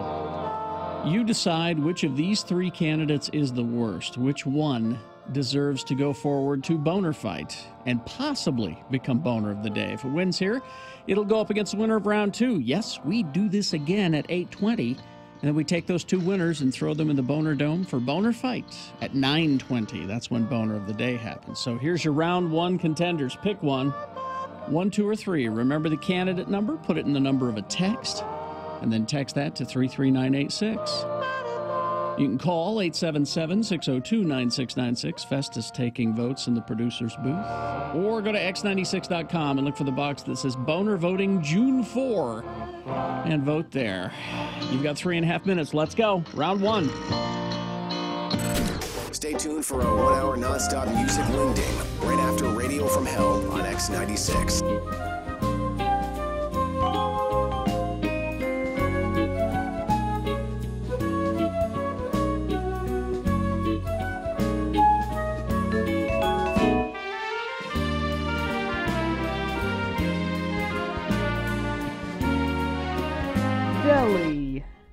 Deli. Spell it with me now. D-E-L-I.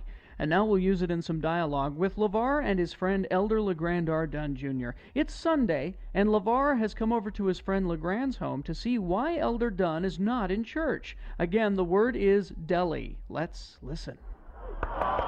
Come in. Oh, there you are, LeGrand. Home all alone in front of the TV on Sunday. I know, I can see the church parking lot from my trailer home, and when I saw your minivan pull up for the meeting, and your wife Midge and all the little Dunn kids pile out without their daddy, I figured something was up. Something is up, isn't it, LeGrand? It ain't like you to miss church. How come you ain't there? Oh, I ain't feeling well, LeVar. I spent the night horking up my guts. I had stuff running out of both ends, LeVar. I ain't been up to snuff for the past few months, as a matter of fact. I don't know what is in me, but it ain't fun. So that's why you ain't in church, huh? Of course, the fact that your favorite team, the Tampa Bay Buccaneers, is playing them red-hot Arizona Cardinals today don't have nothing to do with it, does it? No, it don't. I really am sick. I'm just starting to feel a little bit better right now. My stomach is almost settled. Oh, looky there. Buddy Ryan is yelling at one of his players. Oh, yuck. Here. Aim for the bucket. Oh, you are a mess, LeGrand. A real mess. I need for you to do me a favor, LeVar. What? I need you to go to the Circle K and get me some 7-Up. And if you would you just make me up some nice warm milk toast? I need to eat, but it has to be something mild, like milk toast. Who do you think I am, your wife? Hey, why ain't she here? She had the lesson in Relief Society today. Oh, I'm sick. Look, you got to start taking your vitamins, LeGrand. You need to take your vitamin C. You need to take your sulfur pills. You need your cat fur oil. You need your seaweed and plenty of that crab shell calcium and ragweed. You need to take all that stuff on a daily basis. Every day? Every day. I need to take that stuff daily? Yep, a good handful of vitamins on a daily basis. I know you don't hardly ever get sick, LeVar. You take all them things daily? Well, that stuff don't work on me like it works on most people. I just try to drink a pint of cheap rum every day. Yep, pint of rot gut hooch deli does the trick for me.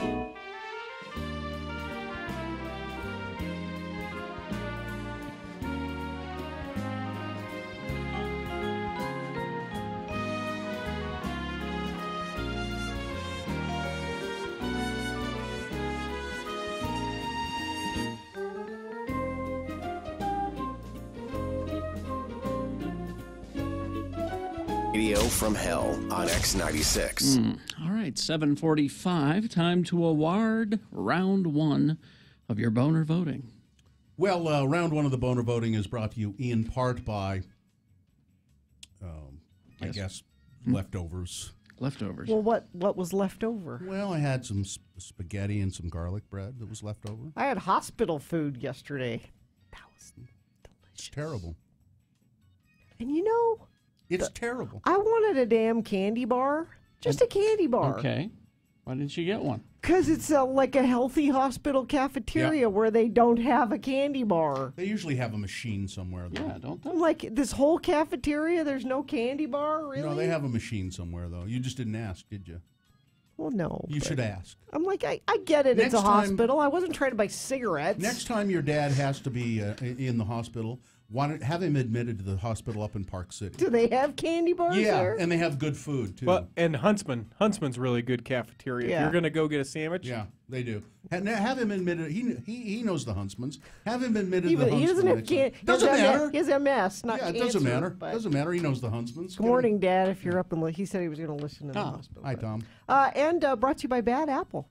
After all that, introducing low price guarantee on iPhone screen repair. Just bring in the advertised price from another business and Bad Apple will beat it. 10 locations. Go to badapplerepair.com. Let's see. We had boner candidate number 1. I live here. The guy in Hawaii on the Big Island, which is called the island of Hawaii. He went to check on his home by the volcano, and one of his neighbors who lived in the same area said, "Get out!" and started firing a gun. "Get out of here!" Like, I live here. I just want to check on my house. And then there's boner candidate number 2. Will anybody put a stop to this? Scott Pruitt, the head of the EPA, among other things, but again, this just piling on, $3,200 on stationery, and he took VIP basketball tickets from a Kentucky coal baron. And boner candidate number 3, I'm the fun dermatologist. Nearly 100 women have reported suffering under the dancing doctor's scalpel. She's a dermatologist. She performs various liposuctions and body altering, and she dances and sings in the operating room while she's doing her surgeries, and then posts the videos. Justin won a boner T-shirt. Congratulations to him. And I don't know if it was the candidates or if people have just completely stopped listening to the show. They're still tired from Pride. Lackluster voting today. However, the winner, boner candidate number 3, I'm the fun dermatologist. Really? Well, there's your winner of round 1. It'll face off against the winner of round 2 boner voting. That happens at 8:20. That's when a second contestant is picked out of 3. And then we throw them into the Boner Dome for Boner Fight at 9:20 and decide boner of the day. I'm getting word from Heather. No candy is sold in IHC hospitals. Sometimes you just want a damn candy bar. But then they also say if you go to the gift shop, that the candy bars are in the gift shop. I was there late and the gift shop was closed. The hospital itself will not sell candy bars anymore. But but you know what?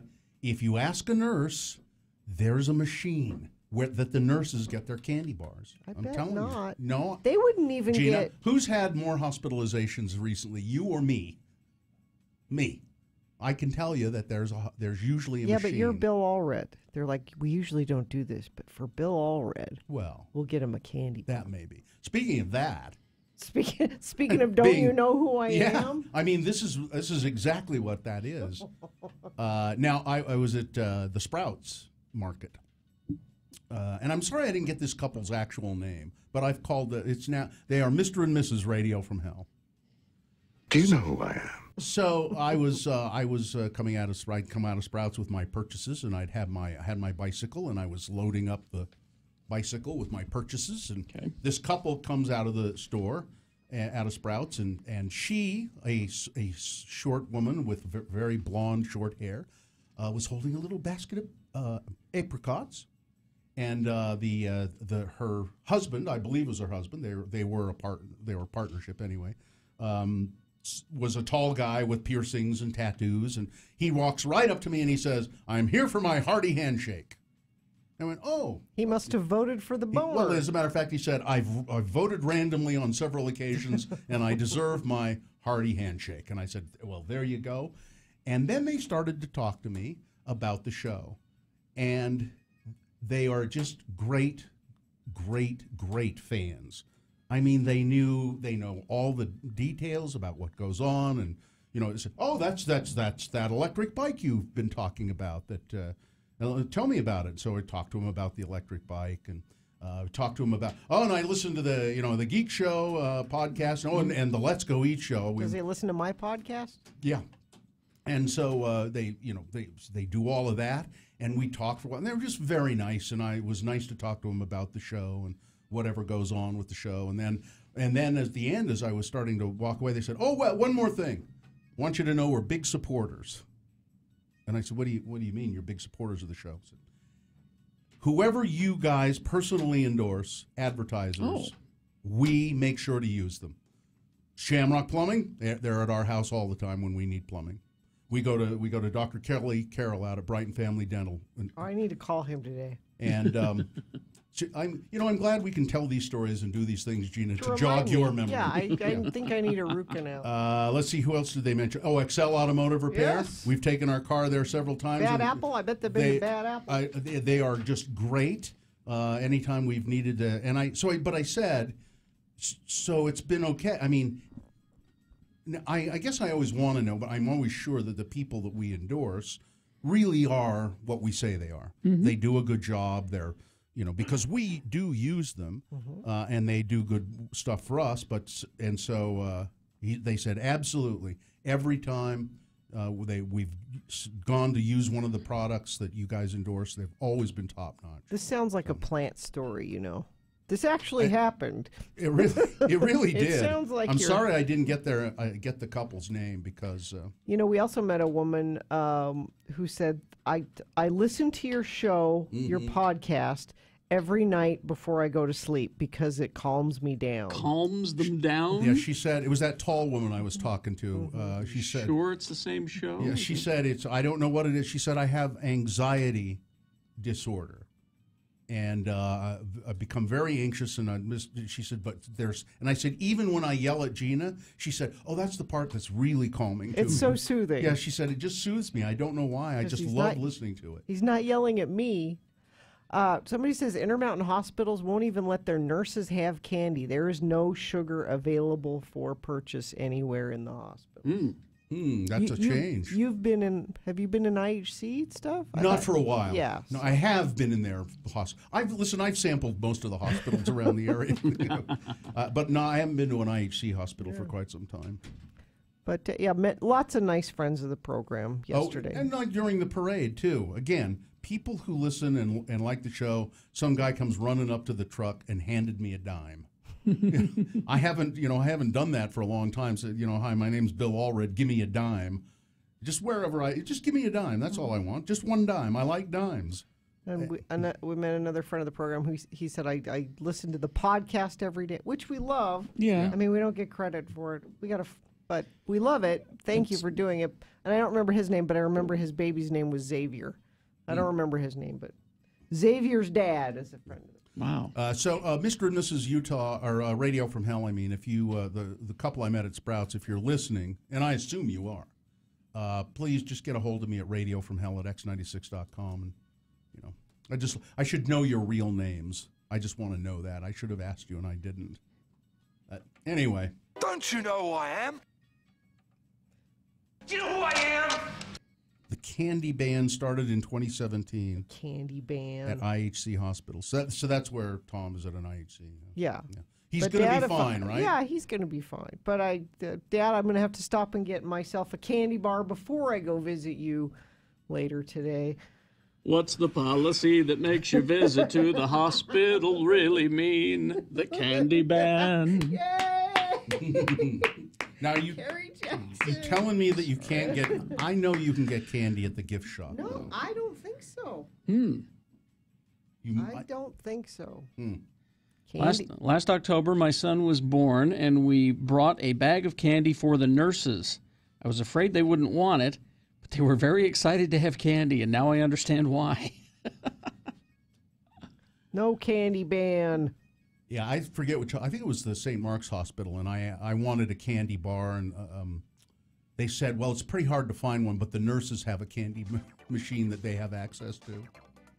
Candy ban. Crash southbound I-15 at 89th South in Salt Lake, off to the left shoulder. Crash northbound I-15 Bangor Highway, that is also off to the left shoulder. And let's see, I thought there was something on the message stream. Fender Bender 90th South, they pulled off to the left side of the road. Thank you for sending that in via text, and you're doing it responsibly, I hope. 33986. Del Tacos Carnitas are back for a limited time. Get 2 Carnitas combo burritos for just $5. Authentic carnitas served fast, unfreshing, believable. Price and participation may vary. Secret Hospital Candy and Real Soda location is in the paramedic room in the ER. See? Yeah, but I can't. You got to go all the way down there. If you tell them who you are, they'll get it for you, Gina. I know Bill Allred, and he just said... tell him that. Do you know who I am? I'm Mo Green. You end up with a horse head in your bed, buddy. I made my bones when you were going out with cheerleaders. All right. KXRK Provo, Bill Frost is here, and we'll be talking TV with him after these. Back to the heart of downtown Salt Lake. Salt Lake Community College presents the Twilight Concert Series.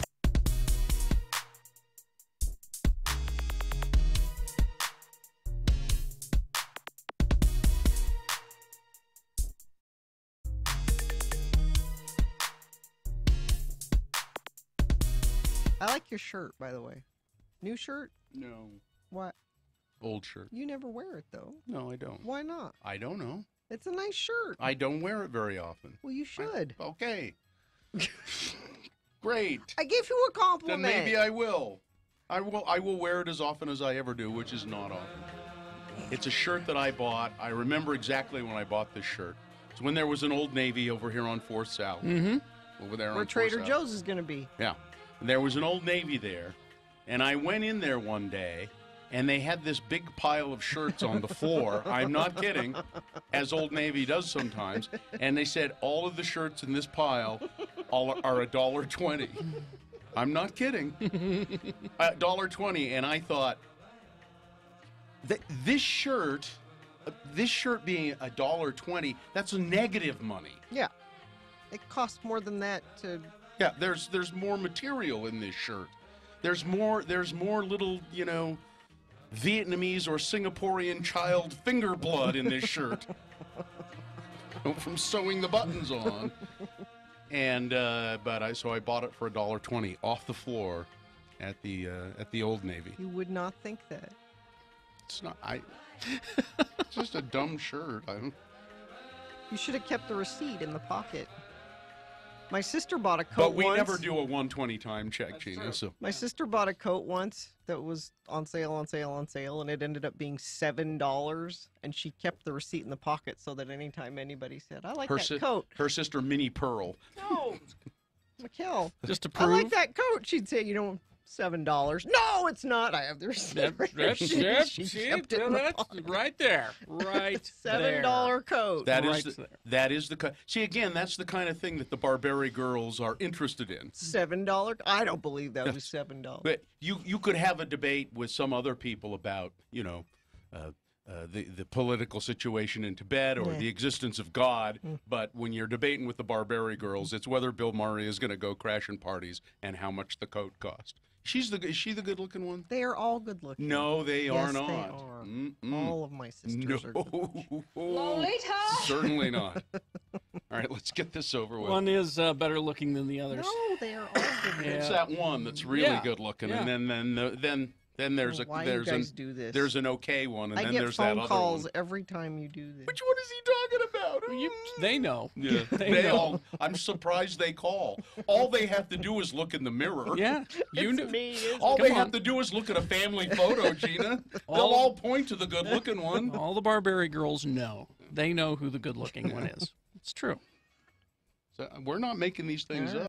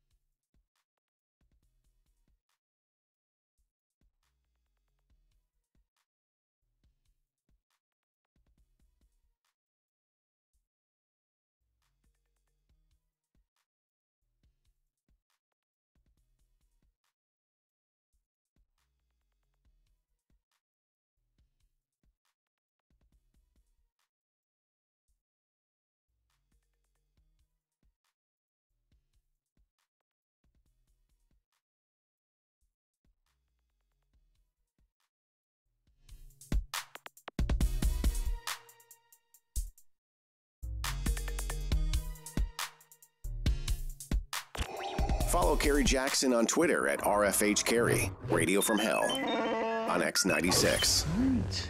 We're just getting all kinds of stories about sneaking candy into nurses at the IHC. at the I have hospitals. no idea. Yeah. I'll bring a bag of fun-sized bars today. I have 3 nurses and a doctor in my family that work at IHC, and from my understanding, they hired some guy to fix their spending problem. One of them is what? No, that's not about candy. Hang on. Yeah, one of them is to eradicate all sugary items from the hospital. Oh, I don't know how yeah. that. How does that? I think you'd make more money selling candy. No, You know why? no. Because people like candy. No. They're spending. They're buying too much candy. Have you seen the nurses? They don't need the candy. Don't they say need to be that. healthy. They work say hard. that. They need to be healthy. You see how hard they work? Give them healthy food. They need good fuel. I bring in contraband, regular cola. They have Yeah. Oh, my dad asked for a Coke. Nurse said, "Can I get you anything?" He said, "Yeah." You know, when you're sick, sometimes nothing sounds better than a Coke, a real Coke. She said, "I can get you Diet Coke." We don't have Coke. How do you not have Coke? When I'm sick, I want a Coke. By not ordering it. That's See, how. I'm not sick right now. I'm having a Diet Coke because I feel fine. When I don't feel fine, I want a real. We need to talk to Bill Frost. Yes. It's brought to you by Salt Lake Gaming Con. Returns July 6th and 7th to the Mountain America Expo Center in Sandy. Digital and board game tournaments, free play consoles, cosplay, Nerf gun battles, celebrity guests, and more. Get tickets and information at saltlakegamingcon.com. Well, here he is, Bill Frost, who writes a TV column for Slug Magazine. And he also does a podcast called TV Tan, which is about the TV. And he's a very fine lead guitarist in a band called Magda Vega. Yeah. And you can find all of that stuff at? Find it all at billfrost.tv. There's a new, call it content shifter, the slugmag.com column. It's all about Adult Swim shows you may have forgotten or may have never heard of. Oh, I remember them. Well, Carrie does, yeah. You may have forgotten or never heard of. Yeah. Is 12-ounce mouse on that list? Absolutely it is. 12-ounce mouse was my favorite. One of them. But it's forgotten now. It is. Mm-hmm. That and the Drinky Crow show, another favorite. Drinky Crow was a good one. And, so tonight, summer TV, too many shows. The summer edition is now underway. Here we go. So You Think You Can Dance, season 15 tonight. That's not a problem. Yeah. That's not a problem. Whose Line Is It Anyway? That's not really a Both shows that ask you questions. And a show we were talking about a couple of weeks ago, Dietland, premieres tonight on AMC. That looks freaky. Now, Dietland? What is it about? It is hard to describe because it's like 3 shows in one. Yeah, because I've seen trailers and I'm still not sure what it's about. It's about a woman who's a ghostwriter for an editor of a high fashion magazine. Okay. Juliana Margulies is the editor. Okay. So that's your sort of Devil Wears Prada side of the story. Okay. And that's very good because Juliana Margulies. Yes. Then you've got overweight woman's struggle with body image story going on. That is the character's name is what is her name? Plum Kettle. You have to be overweight if your name is I guess so, Kettle. yeah. So there's that part of the story. And then there's this whole other story about this feminist terrorist group who are just killing men because it's time to just start killing all the men. And then these stories sort of interweave? Yeah. And there's a lot going on, and there probably could lose at least one of these stories. It's based on a book, I think. Yeah, it's isn't it? based on a book. It's the same name. Okay. Dietland, some of it's good. It seems like there's way too much going on, though. It is followed by a let's discuss the show type thing, Unapologetic with Aisha Tyler. It is sort of the Chris Hardwick thing, but they discuss more than the show. It's about Dietland, but other things. Yes. Okay. Oh, okay. Is it popular enough to warrant? I'm serious. It has a really underground kind of vibe. Dietland is it was a sort of an underground but very popular book. Yeah, but Aisha Tyler. No, I love her. I just think God, that's to warrant an after-show show. It's a thing. It's like Preacher. You know what I mean? It's a kind of an offbeat thing that some people have heard of and are passionate about. Okay, all right. It's like that. Tomorrow night, Face Off returns for season 3 on Sci-Fi. That's your Hollywood makeup competition. Yeah. My kid likes that show. See, there you go. Also, the season 5 premiere of Younger with Sutton Foster on TV Land. There are people out there who know what it is. Yeah. And Teachers, season 3. Now this starts tonight? Tomorrow night. Tomorrow night. Yeah. And also the third season of Humans on AMC about robots who are very lifelike and Supposed to be pretty good. There's an uprising. Yeah, it's a British series. Yeah. And coming up on Thursday, The Four, Battle for Stardom, P. Diddy and DJ Khaled and other people who basically steal other people's songs and yell their names over it.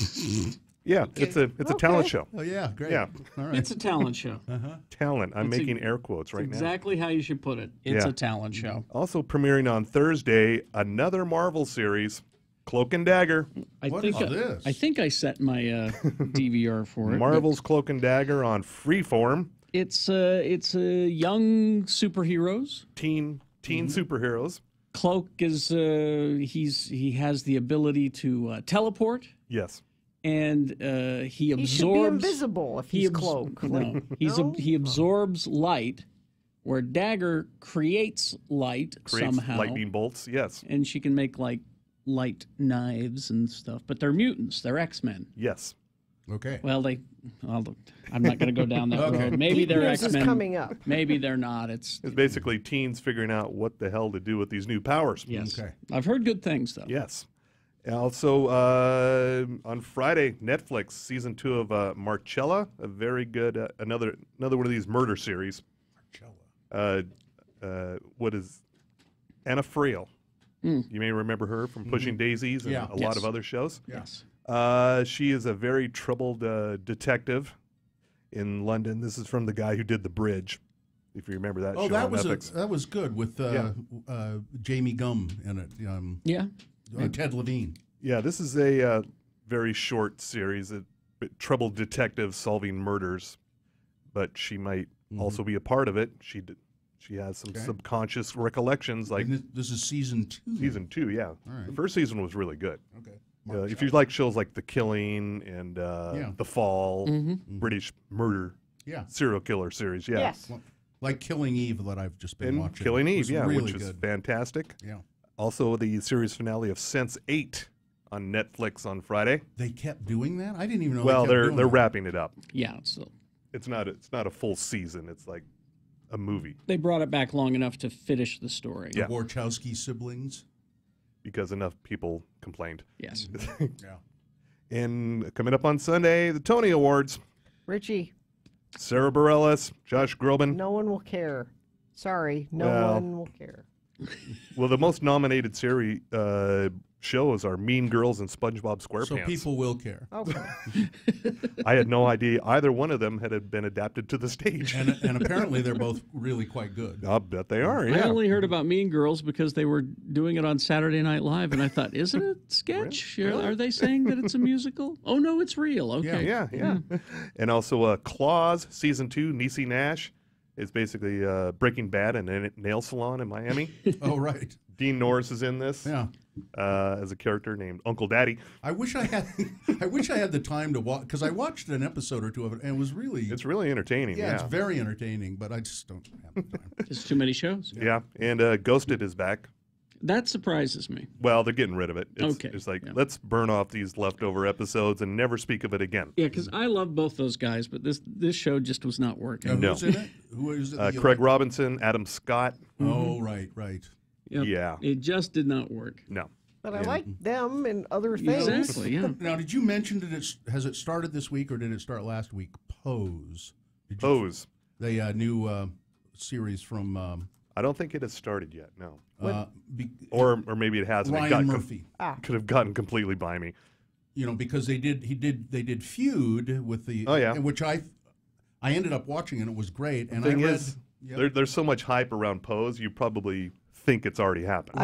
I don't know what it is. It's about the big drag balls that they have in New York and other places. Big drag scene, and I read a review of it in the New York Times, and they said it was incredibly good. Mm-hmm. What's Ryan Murphy? Yeah, not everything he does is good. I don't like what's the series you watch, Carrie? Which one? Drag Race? No. You know, the one where they always use Jessica. American Horror Story. No, yeah. I'm back and forth on that one. Yeah, but that's Ryan Murphy as well. I didn't watch last Yeah, season. since I wasn't here last week, Pose might have gotten by me. Also, another series on NBC, Reverie, starring Sarah Shahi, premiered about someone who goes in and rescues people from virtual reality.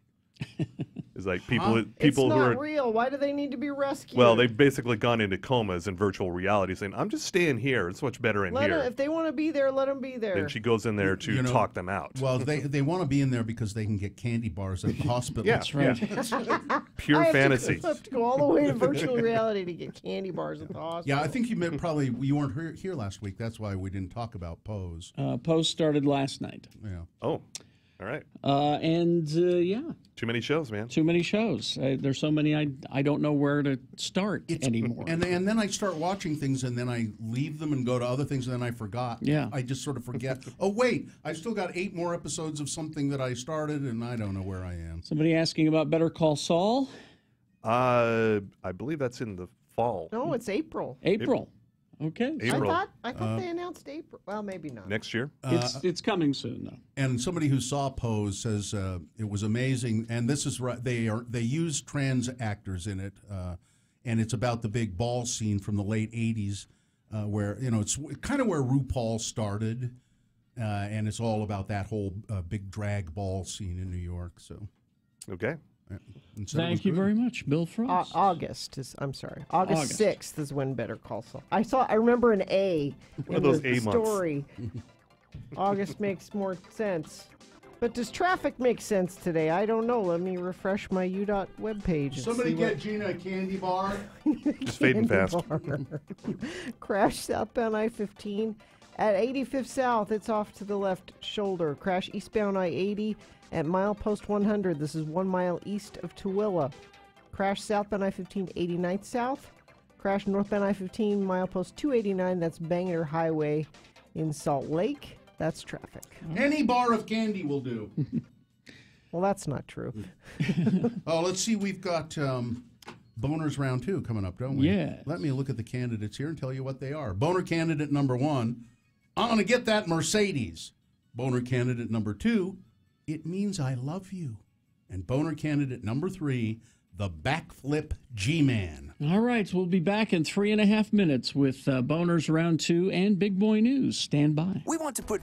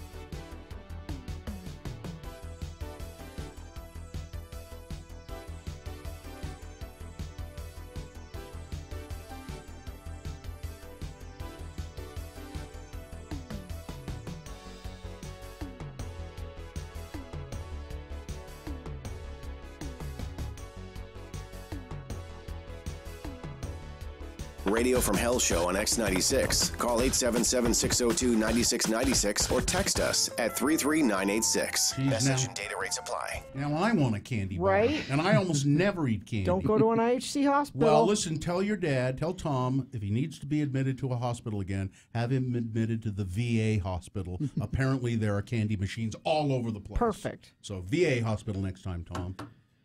All right. 8:20, time for round 2 of your boner voting. 3 news stories that are examples of bad, stupid, or funny human behavior. And you'll have to decide with your vote, of these 3 candidates, which one is the worst. Which one deserves to go forward to Boner Fight and get that chance to be Boner of the Day. If it wins here, it goes up against the winner of round 1. We did that last hour. You missed that. Carrie's so indignant about this lately. He feels betrayed. You can do anything while listening to the radio. Anything. Exactly. All right. It's a hands-free device. Not the way I listen. So 2 candidates now, then a third after the news. Once you've heard all 3, then you'll vote. One of you lucky random boner voters will receive Tickets to see Real Salt Lake versus Sporting KC on Wednesday, June 6th at Rio Tinto Stadium. Kickoff is at 5 p.m. Tickets are available at rsl.com. Here's boner candidate number 1. I'm going to get that Mercedes. A Key West man who earns a living parking cars, is a valet, is now accused of drunkenly stealing a Mercedes-Benz from an impound lot. Kevin Taylor Jones, who was listed in jail records as a valet, was arrested for felony burglary, grand theft auto, and criminal damage over $1,000, along with misdemeanor DUI. At about 2:30 in the morning, he took a cab down to Arnold's towing lot, stiffed the driver, jumped the fence to get the impounded Mercedes-Benz, which had been towed recently for being parked illegally. Mr. Jones then drove the silver Mercedes-Benz through the lot's locked gate, ramming through it, and headed off north on US 1. He was caught near the mile marker 11, up there by Big Pocket Key, and taken to jail. He says, like we know where that is. Up there, Big Pocket Key, up there on Highway 1, I like to put in these little local details so you guys feel at home. And his blood alcohol was measured at 1.62. On Friday, he was now the cab driver dropped a dime on Mr. Jones. That means he called the cops and said, he owes me $16.25 for the ride and a $50 waiting fee. It was unclear whether Mr. Jones owned the Mercedes that he rammed through the lot or whether but he did have the keys to it. So now as a valet, I don't know. But nobody knows at this point whether he actually owned it, but he felt it was important to get it out of there, and so that's what he did. Boner candidate number 1, I'm going to get that Mercedes. Boner candidate number 2, it means I love you. A hopeless romantic has received a harsh lesson about love after he proudly flaunted a T-shirt that had been given to him by his ex-girlfriend. The man thought that it was beautiful that his ex had given him a shirt with the word Benchod. I'm not even sure if that's how you say it. How do you spell it? BHENCHOD. Benchod on the shirt. He posted a picture of that shirt on Twitter, or his friend did. Alongside the picture, his friend wrote, I asked him if he knew what his shirt meant, and he said his ex got it for him and told him it means I love you. I love you. And I think that that's beautiful. Tweeters were laughing at the man, however, because actually the word is a Punjabi word, and it means, I'll put it delicately, sister lover. I love you. Just stay away from me.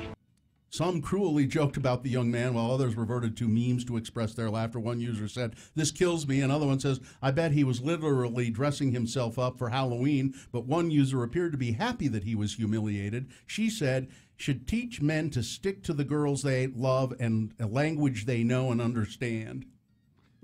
Don't go out with girls if you don't understand their language. And also learn Google Translate. Yeah. No kidding. I love you. Before you wear something that says something. Yeah, I mean, if I had that shirt And I thought, well, I wonder what this is. I would find out before I put it on and wandered around town. But no, he didn't do that. She told me it means I love you. Boner candidate number 2.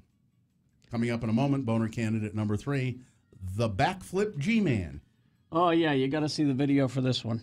Pretty cool, huh? Yes, boner candidate number 3 for round 2. Coming up after this, big boy news and Opinnuendo, brought to you by Black Velvet Boutique is a locally owned and operated sexual wellness resource, open 7 days a week. Drop in and find something fun and exciting. Don't forget, mention Radio from Hell and get 30% off lingerie, located at 293 South State in Clearfield and online at blackvelvetboutique.com.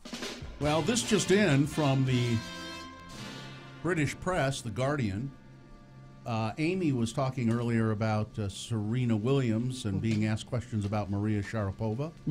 Serena Williams has withdrawn from the French Open shortly before she was due to face Maria Sharapova in a much-anticipated fourth-round showdown. She has an arm injury. 36-year-old, 23-time Grand Slam champion, playing in her first Grand Slam since the Australian Open after maternity leave, said in a news conference, Gina, I think her pectoral muscle is not in her arm.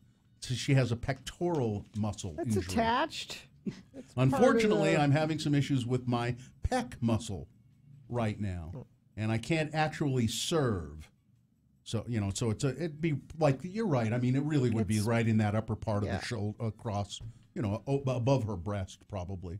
And it's strained it somehow, she said. She revealed that she will have an MRI scan on Tuesday, and she was non-committal on her Wimbledon prospects. It's difficult. I love playing Maria, she said.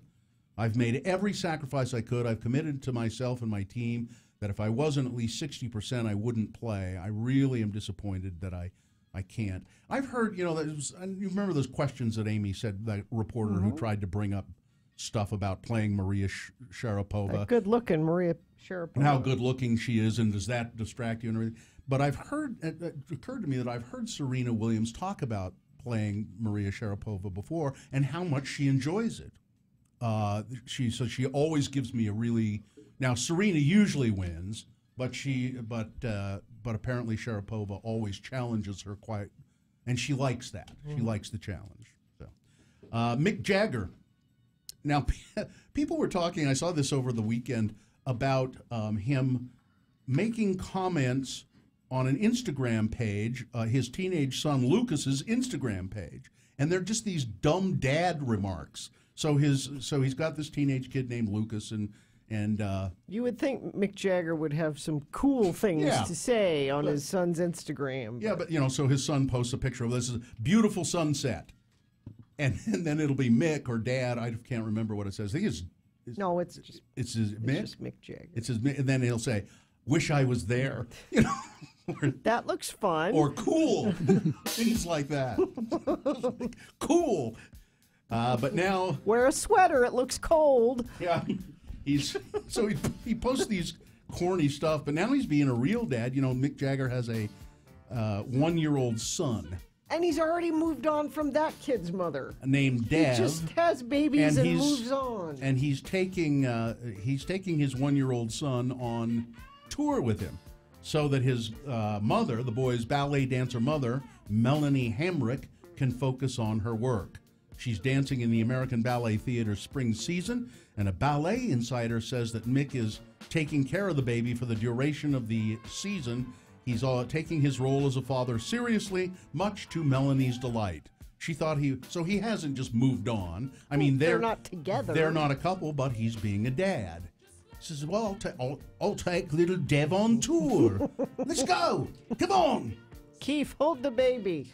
By the way, Keith says that he thinks that Mick should get a vasectomy. Enough. He was quoted as saying, "I think Mick needs a vasectomy."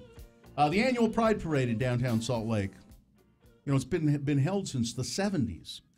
This year, the parade brought together a lot of cultures and families.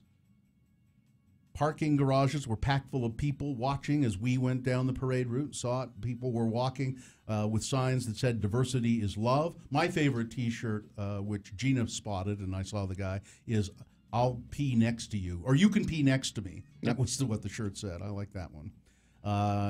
Speaking of gay, Bill, This just we have breaking gay news. You want to go on with that for a minute? Well, I got it here. Oh. See. Oh, okay. But anyway, somebody sent it to me by mistake. So I was going to segue into it right here. Okay. But it was a great event. There were some protesters there at the Pride Parade. There were some gay protesters there who laid down in the road and stopped the parade briefly. They are against some of the big corporate sponsors or corporate entries in the Pride Parade because they feel that those big corporations, particularly banks and lending institutions, marginalize people of color and gay people for that matter. But the Supreme Court has now ruled that a Lakewood baker who refused to make a wedding cake, this is the just-in that Gina was talking about, for a same-sex couple of religious beliefs did not violate Colorado's anti-discrimination law. The case pitted Jack Phillips, the owner of Masterpiece Cake Shop in Lakewood, and the couple, Charlie Craig and David Mullins. The court ruled in a 7-2 vote that the Colorado Civil Rights Commission's actions violated the Free Exercise Clause. The case presented a difficult question as to the proper reconciliation of at least two principles. The first is the authority of a state and its government entities to protect the rights and dignity of gay people who are or wish to be married but who face discrimination when they seek goods or services, said Justice Anthony Kennedy. The second is the right of all people to exercise fundamental freedoms under the First Amendment. Whatever the confluence of speech and free exercise principles might be, in some cases, the Colorado Civil Rights Commission's consideration of this case was inconsistent with the state's obligation of religious neutrality. So the Supreme Court has sided with the baker, saying you can discriminate against the gay couple. Colorado has said you can't, but the Supreme Court overrules that. You can. If you may refuse the right, you may refuse service to a gay couple. Essentially, what they've said. 7-2. Huh? Yeah.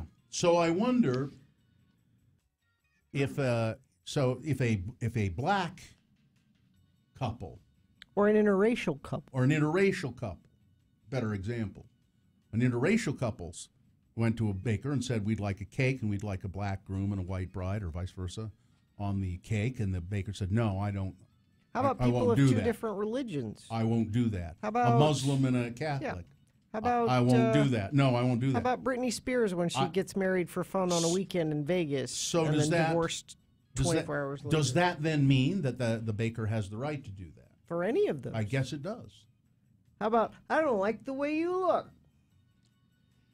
This is going to snowball, and it's going to be bad. So now you can discriminate in other instances. I don't really think that I want to allow you into my restaurant. You know, I don't want gay couples in my restaurant. Apparently, you can do that. Yeah, that's what I'm concerned about. I don't want this is going to snowball. I don't want gay people to live in my rental. That's what's coming next. I don't want the conservatives have been working on that. I don't want an interracial couple to live in a rental that I have. So you can discriminate there. Apparently, that's what the Supreme Court seems to be saying. Two climbers fell to their deaths at Yosemite National Park Saturday morning. According to Ranger Jamie Richards, the climbers were on the free blast route of El Capitan when they fell. The climbers were from Boulder, Colorado, and Palmdale, California. Circumstances around the fall are under investigation. It's a dangerous thing to do, but generally the people who climb it are very, very experienced. The climbers fell about 8:15 in the morning, and search and rescue responded, and they're investigating as to exactly why that might have happened. Let's see. Downtown Salt Lake, man in his mid-30s, stabbed in the stomach after being confronted by two other men, according to South Salt Lake Police. East Stabbington, if you prefer. No wound. The wound wasn't life-threatening. The victim is in the hospital. It happened around 8 o'clock on Sunday morning, and there were 2 guys, no descriptions, and at least at this point, the guy who got stabbed said, "I have no idea." I don't know if I buy that, but I have no idea why that happened.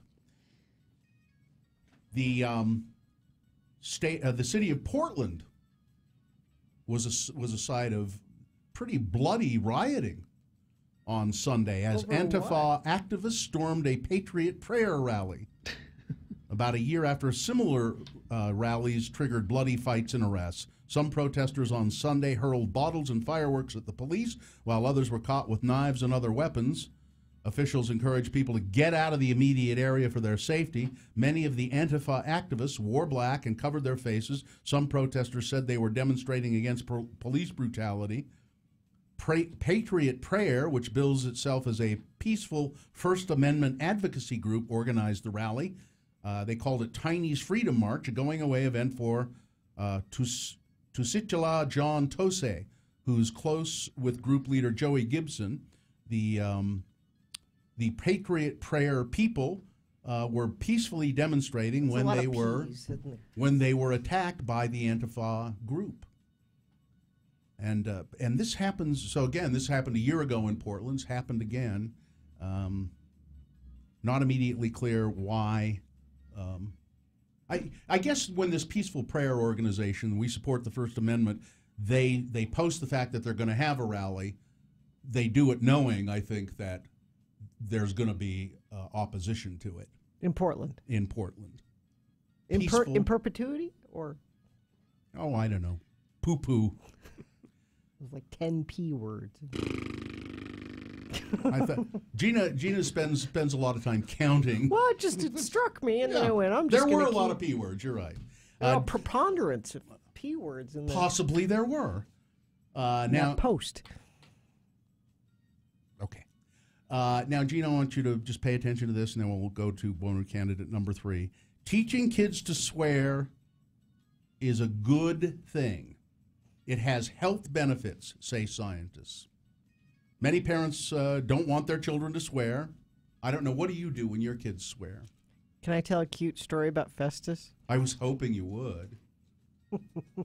I'm going to count the P's in it.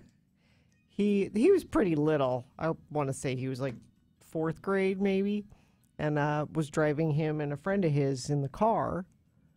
And the friend of his, I don't even remember what swear word it was, but he said a swear word. And he said, "Don't swear in front of my mom. Be respectful in front of my mom." He's going to be mad I brought that up. No, I don't like it when my kids swear. Now Muhammad. Oh, was that the story? Yeah. Oh. Now Muhammad, he likes that Little Lion Man song. Huh? Okay. You know, Little Lion Man from the Little Lion Man show. The guys with the Mumford and Sons. Yeah. And there's in the unedited version, there's a huge F word in it a million times. It's in the chorus. Yeah. And he listens to that song and he's like, "Mom, I like the song. Just because I hear it, I'm not going to say it." Who's playing the song for him? He has it on his iPod. Who lets him have that on his iPod? I do. So you let your kids swear? But he doesn't swear. He has an iPod? You said a swear. Well, just the nano, just the little. Still. So many cuss words. Anyway, they say it is good. It teaches them confidence. That's why they say. All right, sports, weather, traffic. Well, this is a huge problem. You guys know this. The need to fast during Ramadan and the challenge it presents to all the Muslim athletes out there. You guys have been talking about this. Oh, yeah. We were just talking about it about 5 minutes ago. Well, my favorite Muslim baseball players have a really tough time. Well, so, Mohamed Salah, when he got injured in the Champions League game. Yeah. Now, people are saying, and I am hearing, that the reason he got injured is he broke his Ramadan fast too soon, and that it was, he fell right on like a karma. He fell on his Ramadan fast. And well, broke it. So the Tunisian team, they figured out a way around it.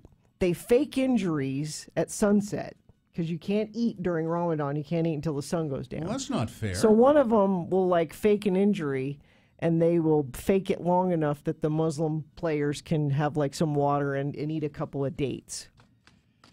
so they could break their fat. That's sports. That's sports. Weather really hot today, 97 for a high. Traffic. Felt like some friends of the program sent in something via text 33986. Somebody said UTA front runner northbound, about a 20 to 25 minute delay. That came in at 33986. We've got a crash southbound Highway 36. This is in Tooele. It's Village Boulevard where that's being affected. Congestion northbound I-15 Pleasant Grove exit in Utah County, milepost 275. Crash southbound I-15 85th south off to the right shoulder. Crash eastbound I-80. This is 1 mile east of Tooele, so a couple of issues in Tooele this morning. And looks like that's traffic. Of course, a smile matters, and it comes with every new car at Performance Autoplex. 3 stores with Ford, Lincoln, Honda, and Toyota. Performance Autoplex in Bountiful.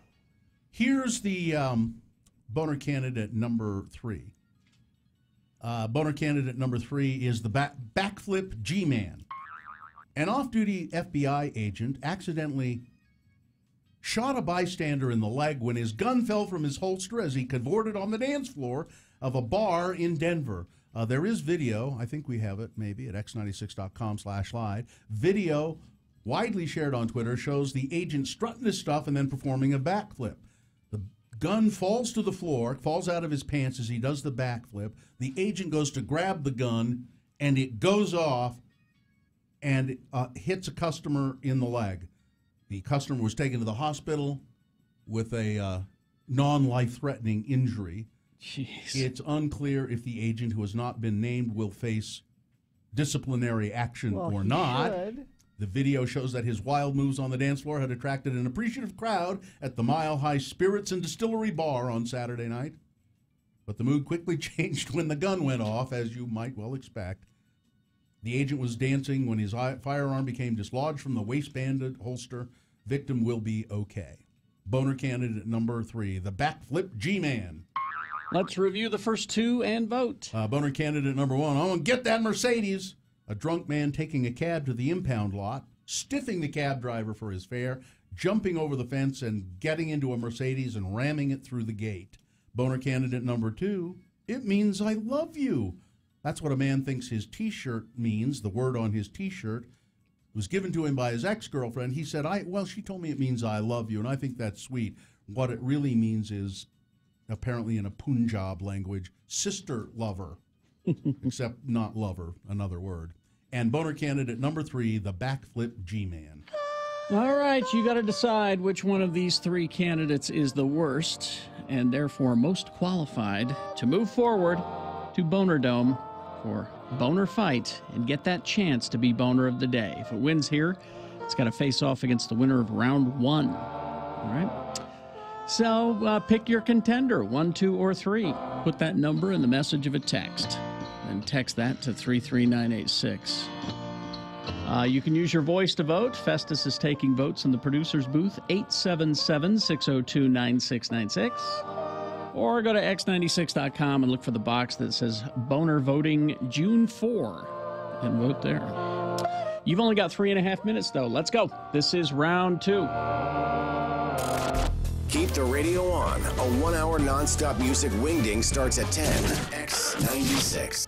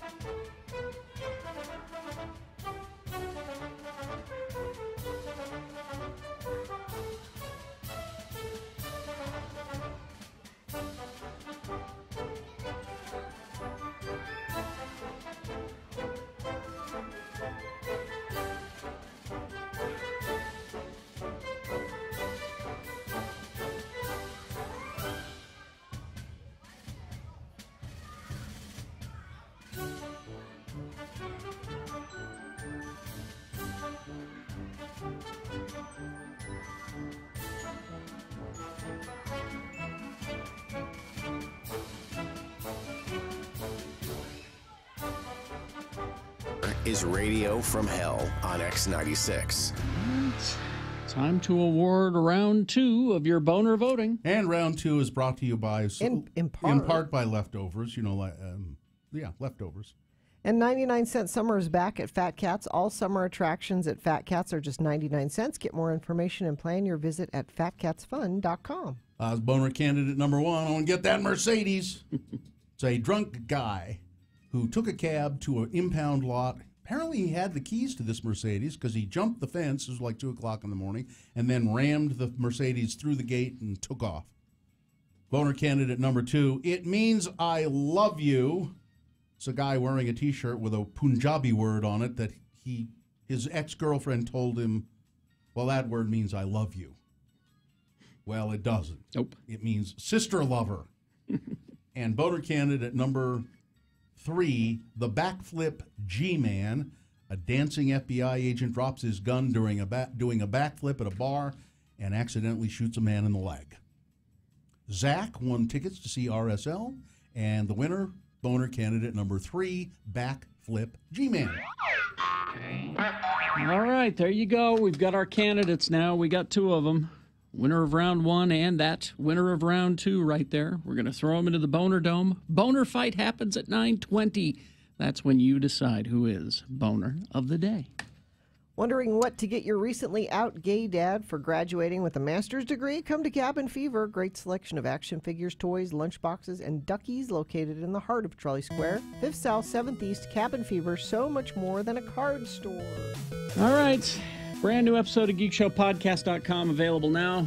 Name of the episode is Vibrant Spleen.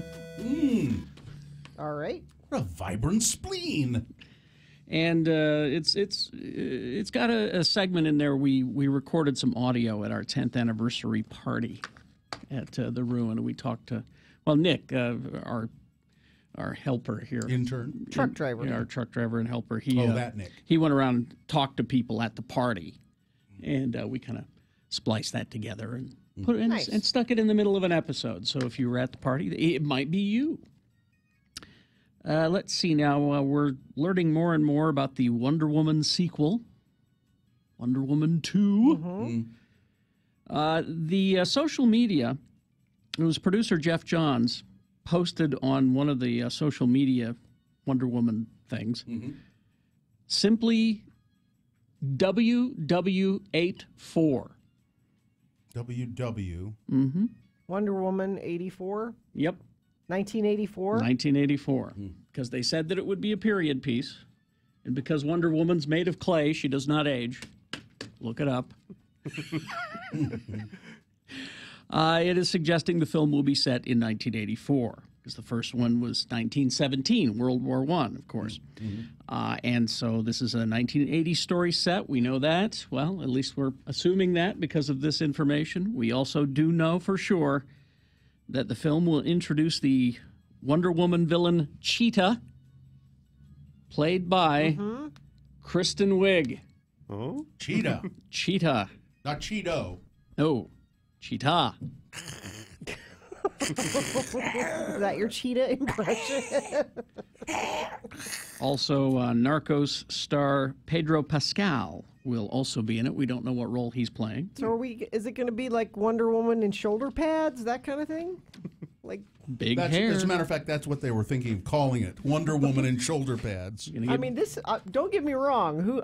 You're gonna get big hair. I am an '80s girl, so. Okay. Big hair. I'm just looking forward to that part. Kristen Wiig. Big hair. Okay. Cheetah. Yeah, I want the hair that, that you hairspray out to the side of your face. This hair. I want Kristen Wiig. You mean kind of the way my hair looks now? Yeah. Like Beverly Goldberg hair? Yeah. All right. I want it. I want shoulder pads. Be careful what you wish for. Oh, and I want those. I want those workout tights. You have the leotard and then those shiny tights. Oh yes. You want that in leg warmer? French cut up here. Yeah. Yeah. Oh God. Bad news, Gina. What? Worse than that? Sorry to report. Worse than that. Jason Momoa. Yes. Was going to be in The Crow. No, I'm good with him not being in The Crow. He's pulled out. Yeah. He is pulled out. He this was not a good move for Jay. I try to give him career advice, and he's finally Gina, listened to me about the anytime Crow. Jason Momoa can get work is good for him. Good for Jason. He's got work. He's Aquaman. He's Aquaman. He's building a spice rack for his wife. For Lisa Bonet.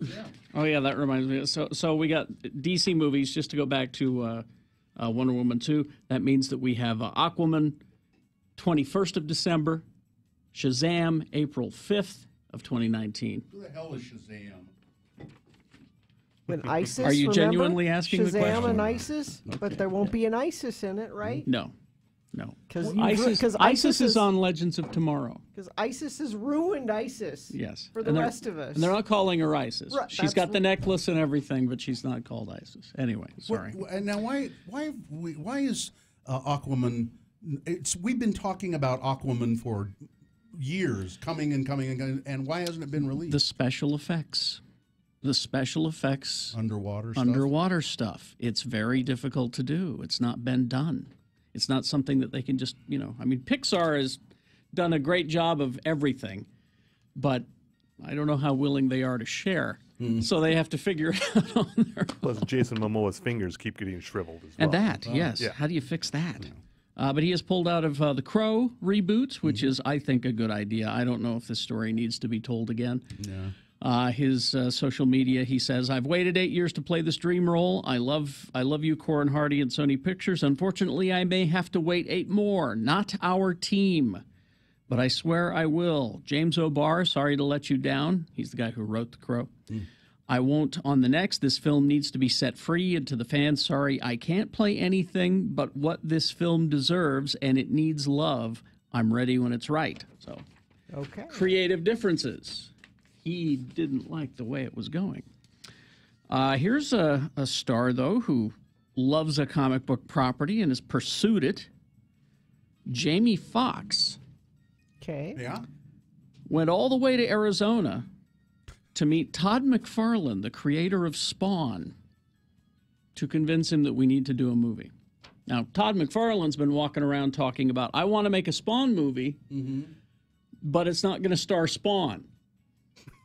Okay, that makes sense. It's going to be like the shark from Jaws. They'll be talking about him, and then he'll just appear every now and then. But it's going to star these 2 cops, Sam and Twitch. That's the way I want to make it. Well, I think when you get Jamie Foxx to star in your Spawn movie, I don't think that's the script anymore. Probably not. I think you get a Jamie Foxx Spawn movie.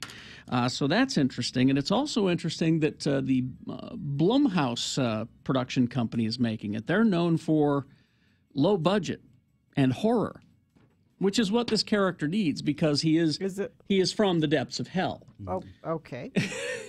So you need a low budget. He is a hell spawn. You need horror and you need that kind of thing. Okay. So yeah, it'll be interesting to see. But yeah, Jamie Foxx loves the character and wants to play him so bad. Jamie Foxx is doing a game show right now, isn't he? What's that called? I don't think it's on anymore, is it? Isn't it Shazam? Shazam. Beat Shazam? Beat Shazam. Yeah. Which is unrelated to the comic book Shazam. Yeah, that's a different thing altogether. Here's your latest thing, your homework to watch, because I know you don't work at work. You just sit and watch YouTube videos. Go and look for the latest trailer for Preacher Season 3. I still haven't seen it. Now, as we recall... Welcome home, Jesse. Please, bring her back. I'll do anything. That is anything. His grandma. That's his grandmother. You remember Tulip was killed at the end of Season 2. Spoiler! Well, for some. But so Jesse takes Tulip back to his grandma, and now his grandma Her body. Yeah, her body. Grandma's got some special powers. Yes. Grandma is evil. Vampire at Voodoo Disneyland. I should be their main attraction. Now, we do at one point see a grave with a cross with the word Tulip written on it. But then there's Tulip. We know she gets brought back to life. The question is how and at what cost. Well, sometimes dead is better, Carrie. Sometimes dead is better. Grandma's got some voodoo. Yeah, there's she is not to be trusted. Not to be trusted, Grandma. So there you go. You can trust that traffic's getting better. How about that? Congestion northbound I-15, Pleasant Grove Boulevard exit. Crash southbound I-15 at 85th South. That was like in the red on the UDOT cameras a few minutes ago. Now appears to be mostly yellow, which means things are easing up a little bit there. Of course, this mile matters, and it comes with every new car at Performance Autoplex. 3 stores with Ford, Lincoln, Honda, Toyota. Performance Autoplex in Bountiful. All right. Coming up, we do have Boner Fight. Stand by for that. The Ogden Twilight Concert Series is back, and it kicks off Thursday night.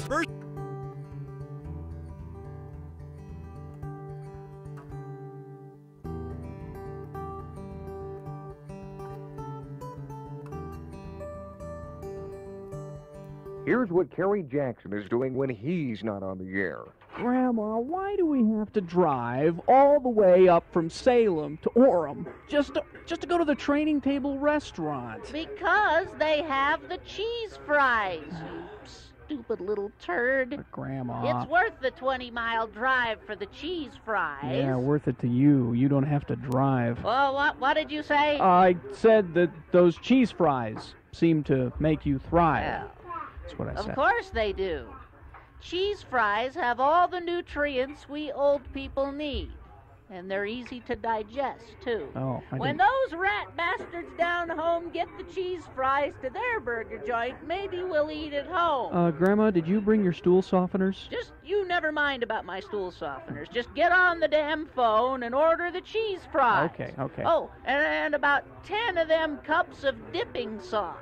Grandma, can I order a burger for myself? Well, if you've got the money to pay for it. What do you think I am, Zion's First National Bank? No, I don't. Stupid little turd. Here's what Bill Allred is doing when he's not on the air. Hi, welcome to the training table. Can I take your order, please? Well, sure. Bill? Bill, is that you? Just a minute. Hello? Hello. Welcome to the training table. May I take your order, please? Hey, what happened to the guy I was just talking to? Guy? Wait a minute. Bill, this is you, isn't it? I don't know what you're talking about. My name is Jenny. Jenny Parsons. Who are you? Oh, come on.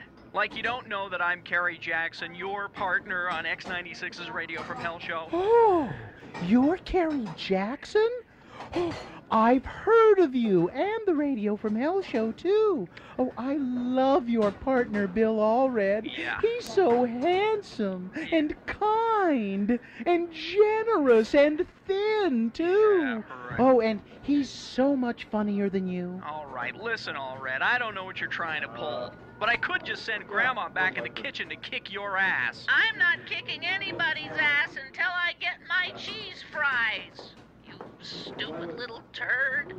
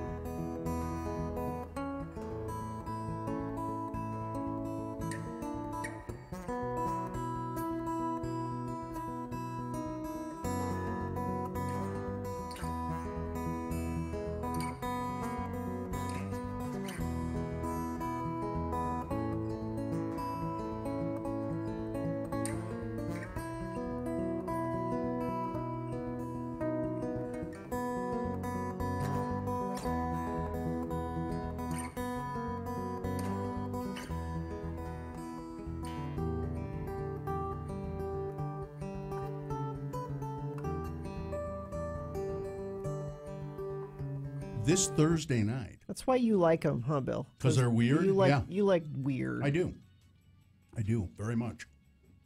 I like things that are weird. That's why I don't care for you, Gina.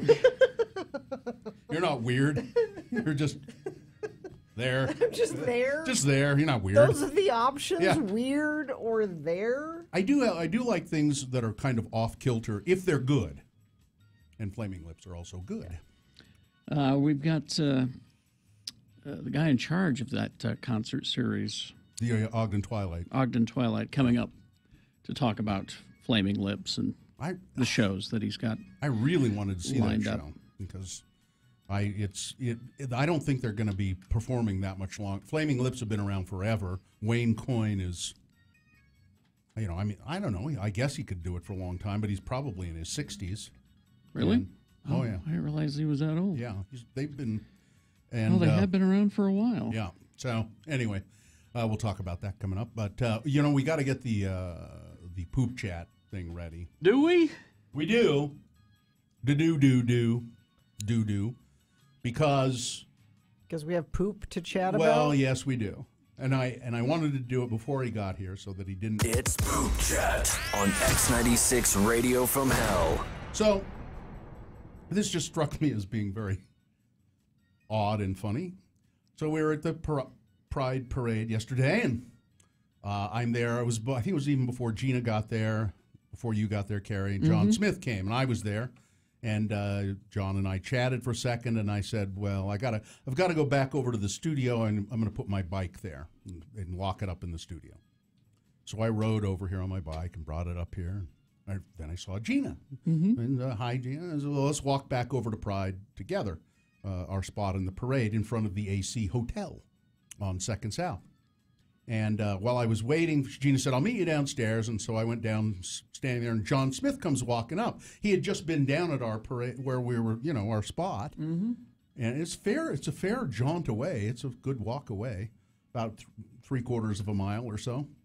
And I said, "John, what are you doing here? What are you doing back here?" He said, "I had to come back here. I had to poop," which is just the way he put it. Now, I would have said, perhaps, "I have to use the bathroom," and poop. No, but I got to poop.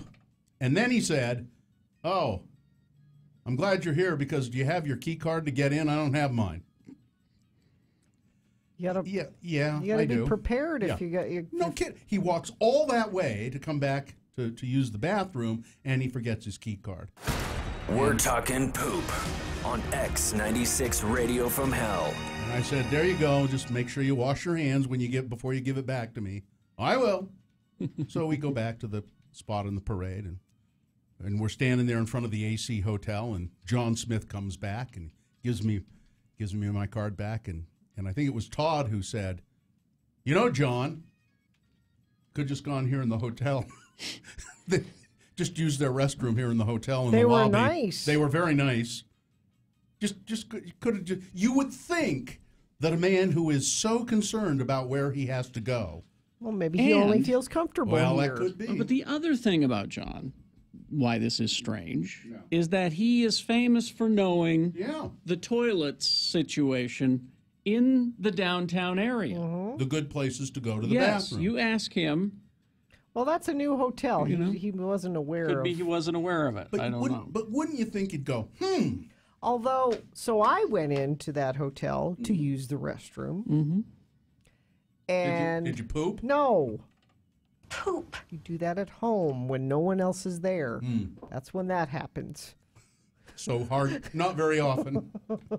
I have to plan it out. But there were actually quite a few people in the women's restroom there. And in the men's, too. I went in there to... and they were nice to let us use it there. But I came out and I washed my hands, or I'm washing my hands, and there's no soap. Like, there's not even a soap dispenser.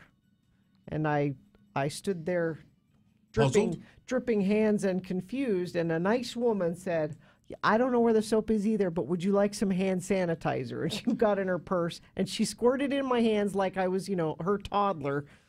"Here you go, sweetie." Yeah. I'm like, "Oh, thank you." I like people helping people out. You always have to have some hand sanitizer with you. I'm surprised you didn't have So I'm with you, Gina. Yeah. Yeah, I You should sh- have. You know, you should drink it. Just drink it a little bit. Do you know what I have? What? This is brilliant. I don't know how brilliant it is. In my car door, I have a pump hand sanitizer. And it's just sitting there ready to go. Like, so I don't have to fumble around in my car. Yeah. I can just reach down with one hand, give it a little Is that in pump. case you go to the bathroom in your car? No, that's What? for anything. Huh? That's for Why do you, Why would you, why? I'm not. like if you go through have you ever had to go, oh, I hate these. You go through a drive-through and they hand you a tablet, like you pay with No, I a haven't. tablet and you have to sign it with your finger. I haven't seen that, but you know, I guess you experience way more drive-throughs than I do. And you have to sign it with your finger. And I'm like, oh my God, how many people are touching this tablet all day? At my ice cream sandwich place, they do that. Probably with poop hands. They're So- signing with poop fingers. So then, but then, I'm worried for a 2nd and then I remember, no, right here handy. You got a little pump. I'm good. It's Poop Chat on X96 Radio from Hell. You're very clever. You're a clever girl. You are a clever girl. I'm not weird. No, you're clever. I just we're going to break here. I was just looking at this article though. We finally know what the Queen gave Meghan Markle and Prince Harry for a wedding present. Do you want to make that part of your news? I think I will. Is it an Instapot? It's an Instapot, isn't it? It better be. Did I steal your joke? I did, didn't I? I was going to say a crock pot. It was a crock pot. It was a crock pot. It was a hot air popcorn popper. How's that? You can. How about an ice cream maker? That's what. There. Okay, an ice cream maker. You can make a pork butt in no time at all, Harry. Did you make today? Did you make poo-poos? Any poo-poos? 'Cause that's poison in the body, you know. Just gave him a back buddy from Bed Bath & Beyond. Here you are! Gets the knocks out! Philip's hands are too arthritic to do it anymore! I use the back buddy! It has 11 points. 11 knobs! Knobs! All that and more on the way. Stand by. Along with Boner Fight. Find out who Boner of the Day is. First, got to tell you about Ran Life. Ran Life, the mortgage company, local mortgage company. They are my mortgage company. I've had my house has been financed through them. I refinanced one time. So I had a mortgage company long time ago, the first mortgage I ever had, and I never even knew who they were, and then they sold my mortgage to somebody else. Ran Life, personalized. They're here, they're local, and they take care of you when you borrow money to buy a home. And I remember when they interest rates were going down or something, and you got a call from them saying, hey, you might want to think about refinancing now. I hear from them periodically about things that are happening in the mortgage lending business that may benefit me. Call Ran Life today. Ask about some of the different promotions they have. They have his down payment assistance and things like that. 801-478-4500. Also, there's a lot of information at their website, ranlife.com. Radio from Hell on X96. Yo, this...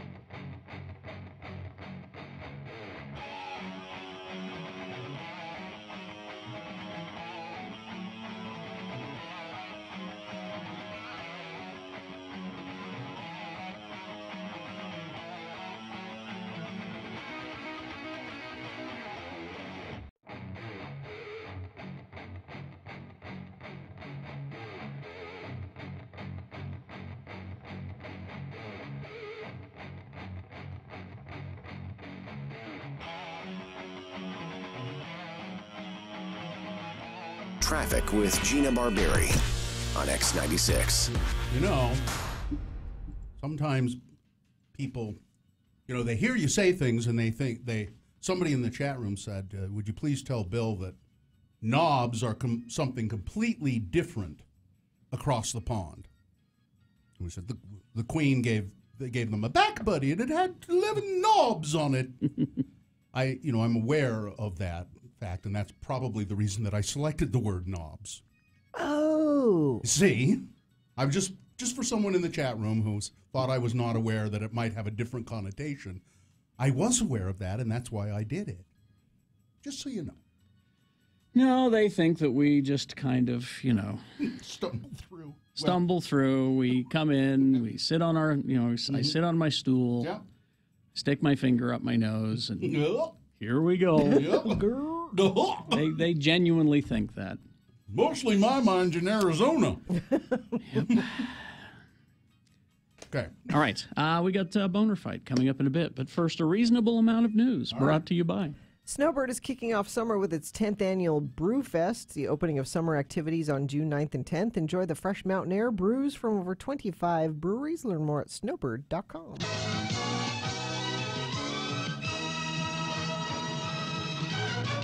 Well, I'm sorry to inform you all that the sales for my Mariah Carey's Vegas shows are pretty much disastrous.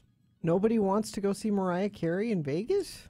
Mariah Carey might want to sell some more jewelry. I guess she's on the channel, the jewelry channel. Jewelry? QVC? Yeah. If fans don't start buying tickets to her Butterfly Returns shows at the Coliseum at Caesars Palace in Las Vegas, seats are still available for the July 5th opening night of her 3-month residency. It's a disaster, one insider said. Are they Scalpers bought a bunch of the tickets and they're freaking out. Are they super expensive? She fired her manager recently. Do people think she's not going to show because she's nuts? I don't know. Maybe. Wait Maybe a minute, they're is just Cher in town at the same time? Because they have the same audience. Maybe they're just way over Mariah Carey. Maybe. And also, and then people are concerned for her health right now. So, and then did you see the pictures of Johnny Depp? Yeah, he looks That's terrible. someone you should be concerned about, yeah. I didn't even know that was him.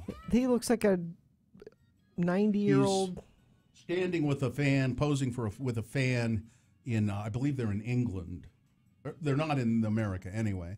And had so we take a picture, yeah, and he is so gaunt and thin. He's embroiled in these huge multi-million-dollar lawsuits with his management and attorneys, and I think that's depression, stress, I guess, weight loss. It says he was performing. Was he doing something with his band, perhaps? Yeah.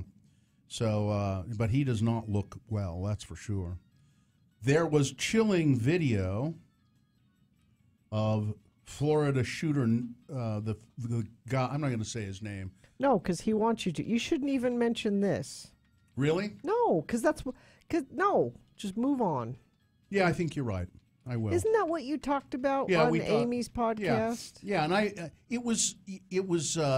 I read the story, and it's about doing that'll be exactly what you want. It's video that he had made before he had done his deed, and do not give right. him the satisfaction. You're right.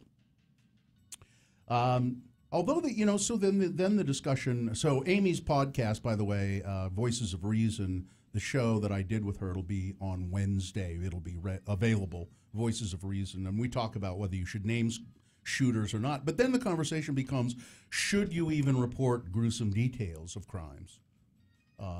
Because what use does that serve? And I'm sort of kind of the opinion that if you're not going to do the name of a shooter, then maybe you ought not to even talk about, because the gruesome details of any kind of a crime don't serve any purpose but to titillate, right? Do they serve any other purpose? Now, but again, and then you get into, well, it's freedom of the press. You can do what you want and so forth. Well, but it's facts, and sometimes those details can be helpful. Yeah. For other reasons. Like what? I don't know, cautionary tale kind of thing. Yeah. Don't let someone kidnap you and mutilate you. And no, but how it happens, how it comes to.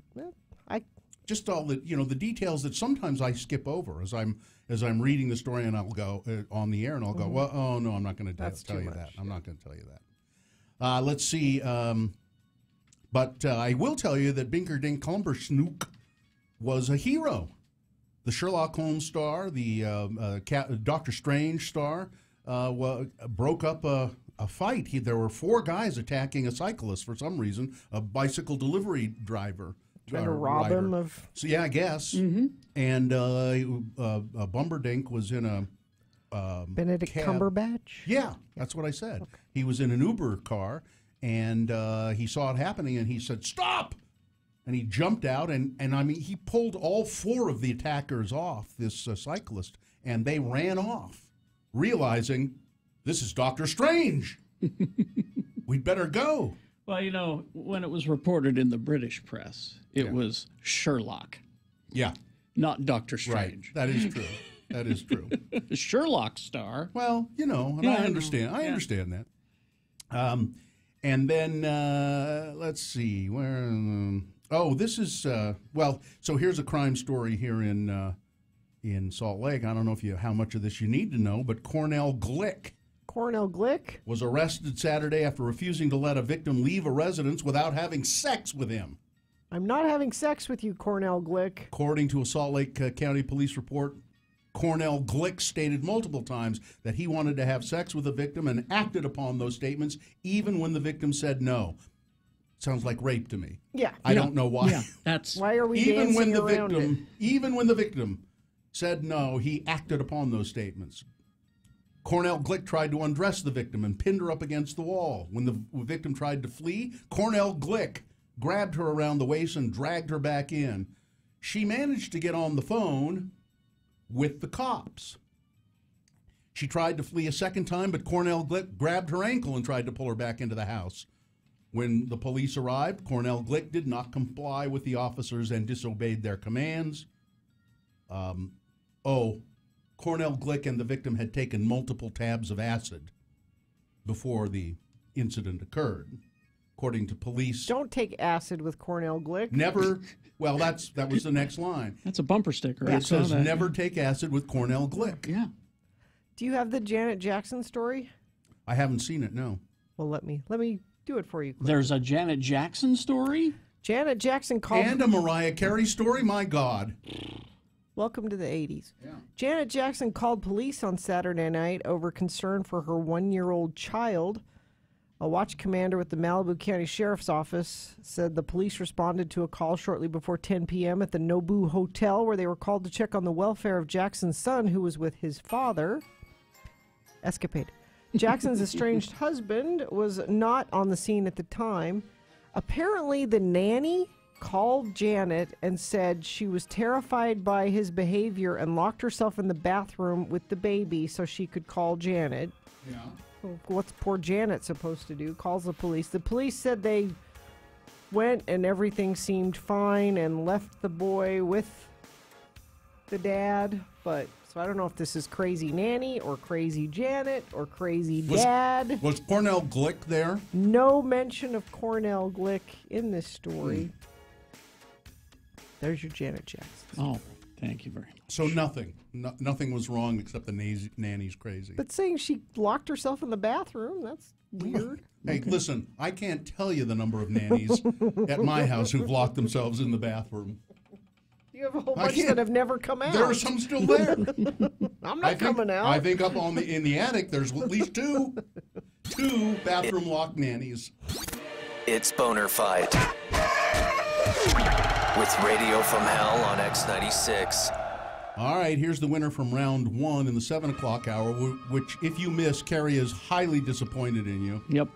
I'm the fun dermatologist. This is the dancing dermatologist, a woman doctor who did I guess, liposuction surgeries and that kind of thing. And she posted these videos of her dancing and singing while cutting people open. It's really creepy. And there are some women who said that they've suffered infections and other ailments under this doctor's so-called care, this surgeon. And that's number one. Going up against the winner of number two, round two, the backflip G-Man, a dancing FBI agent who dropped his gun during he was dancing and then he did a backflip. Very nicely executed backflip, I must say. But the gun dropped out of his waistband and fell on the floor. And as he went to pick it up, it fired and wounded a man in the leg in the bar. Yep. So that's number two. There you go. Okay, you've got to decide which one of these two candidates is the worst. Which one of these two deserves to be boner of the day?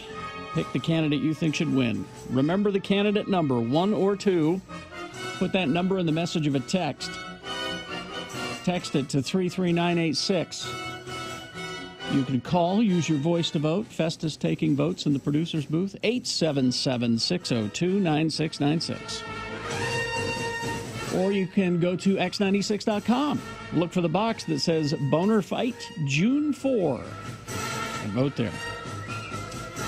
But you've got 2.5 minutes to do it in. That's all. Let's go. It's Boner of the Day.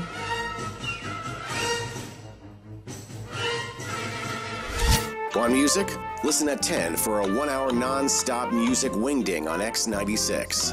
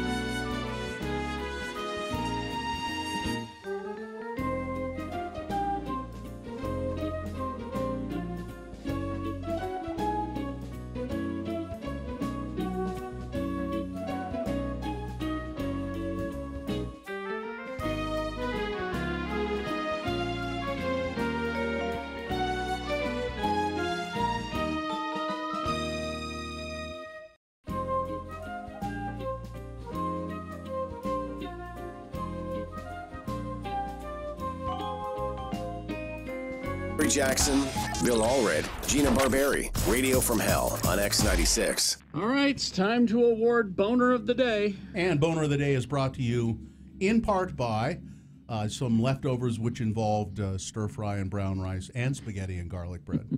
What? Yeah. Well, the spaghetti, there wasn't quite enough spaghetti left.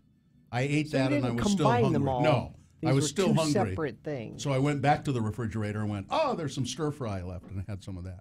And when life feels like it's crashing down on you from above, Lifetime Roofing is here to offer you peace of mind. In that home of yours, you and your family have your own personal fortress of reassurance. Roofs at Lifetime Roofing are simply better than everyone else's, period. You know, interestingly enough, garlic bread goes with stir fry, too. So we had boner candidate number 1. I'm the fun dermatologist. This woman really is crazy. She's doing surgeries, posting videos of herself singing, rapping, dancing, and some of her assistants in the operating room doing the same thing. And there are now women who are suing her because they say they've had complications from the surgeries. And then there was boner candidate number 2, the backflip G-Man. This is the FBI agent who was busting a move at a bar, doing a dance, and then he executed a really nicely done backflip. However, his gun fell out of his waistband, fell onto the floor, and as he went to pick it up, it discharged and shot a man in the leg. And the winner, by about 20 votes, boner candidate number 2, the backflip G-Man. And that is your Boner of the Day for June 4th, 2018. It is now qualified to be Boner of the Week. That happens on Friday at about this time. Now, Amy Donaldson was here earlier and talked about her 50-mile run she did over the weekend. This sounds more my speed. It's the Lard Butt 1K. Okay. The Lard Butt 1K. 1K is... It says, are you a below-average athlete or weekend warrior just looking for something fun to participate in? The Lard Butt 1K is for you. Well, I like the name so far. I mean... Former football player Mark Peterson and his friends decided to look aging in the face and say, it doesn't have to be an aging thing. Why does it have to be an aging thing? Hold my beer and hand me a donut. They decided to create a run-walk event for anyone who's ever wanted to say they've been part of a running event but haven't actually done it. Instead of traditional water stations, the Lard Butt 1K will feature donut stations every 250 meters. Mm-hmm. They replace timing chips with chocolate chips and have a well-stocked beer garden for before and after. So a 1K is less than a mile. Yeah. I love this. Yeah, this is Seattle's 3rd annual Lard Butt 1K. Richie, come on. That would be... He's too busy working on MashCon. He doesn't have time to make the Lard Butt 1K. MashCon is a priority. Dylan had a great idea as I was walking in the room. We call it the Big Ass 1K, and it's a similar principle right here. Do it right on 3rd South. Mm-hmm. Donut station. Yeah. I want this to happen. Started at Squatters with a beer. That's Gina by saying it. She's not yet learned by saying it. I want this to happen does not make it happen. If you say it on the radio, it magically happens. It does not, Gina. You have to work for it. Gina saying last Friday, it's National Donut Day. I want a donut. Guess what didn't happen on Friday? You didn't get any donuts. At all day. No. But there were donuts here later on in the day after we left because you jinxed it. There is a donut run in Salt Lake. Somebody knows about it? I got 2 different reports of it. Yeah. Well, I need more information on this. What more do you need to know? There is a donut run in Salt Lake. You would never participate in it. You don't know. She did a half marathon in Ogden once, kind of. What kind of? I did it. No, she did I started it and I finished it. UtahTourDeDonuts.org. We would do a better thing. There it is, the Tour de Donuts. I know you started that half marathon and finished it, but what did you do in between? Hey, the donut. No, There were you no finished donuts. strong. You finished strong. Yeah. You finished. It's a bike race as well. Oh, cool. Oh, it is a bike race. The Tour de Donut is a bike race. Nope, it's got to be walking. There must be a run, I would think, as well. Got to be a way to be carted down the No. The course. Oh, it's No. 3 7-mile laps. No, this is a totally different thing. This is the donut. I want less than a mile walking from donut stand to donut stand. Yeah, this is the Donut Dash 5K. It says here. Do you hear the urgency in her voice? The whining urgency of a woman who is always thwarted in all of the stupid stuff she wants. What? Somebody I get am this not woman. the only person that would want this lard butt 1K. How far do you think it is from Squatters to Banbury? Oh, it's more than More than a 1K. mile? That's way too. It's way That's too way long? too far, yeah. Okay.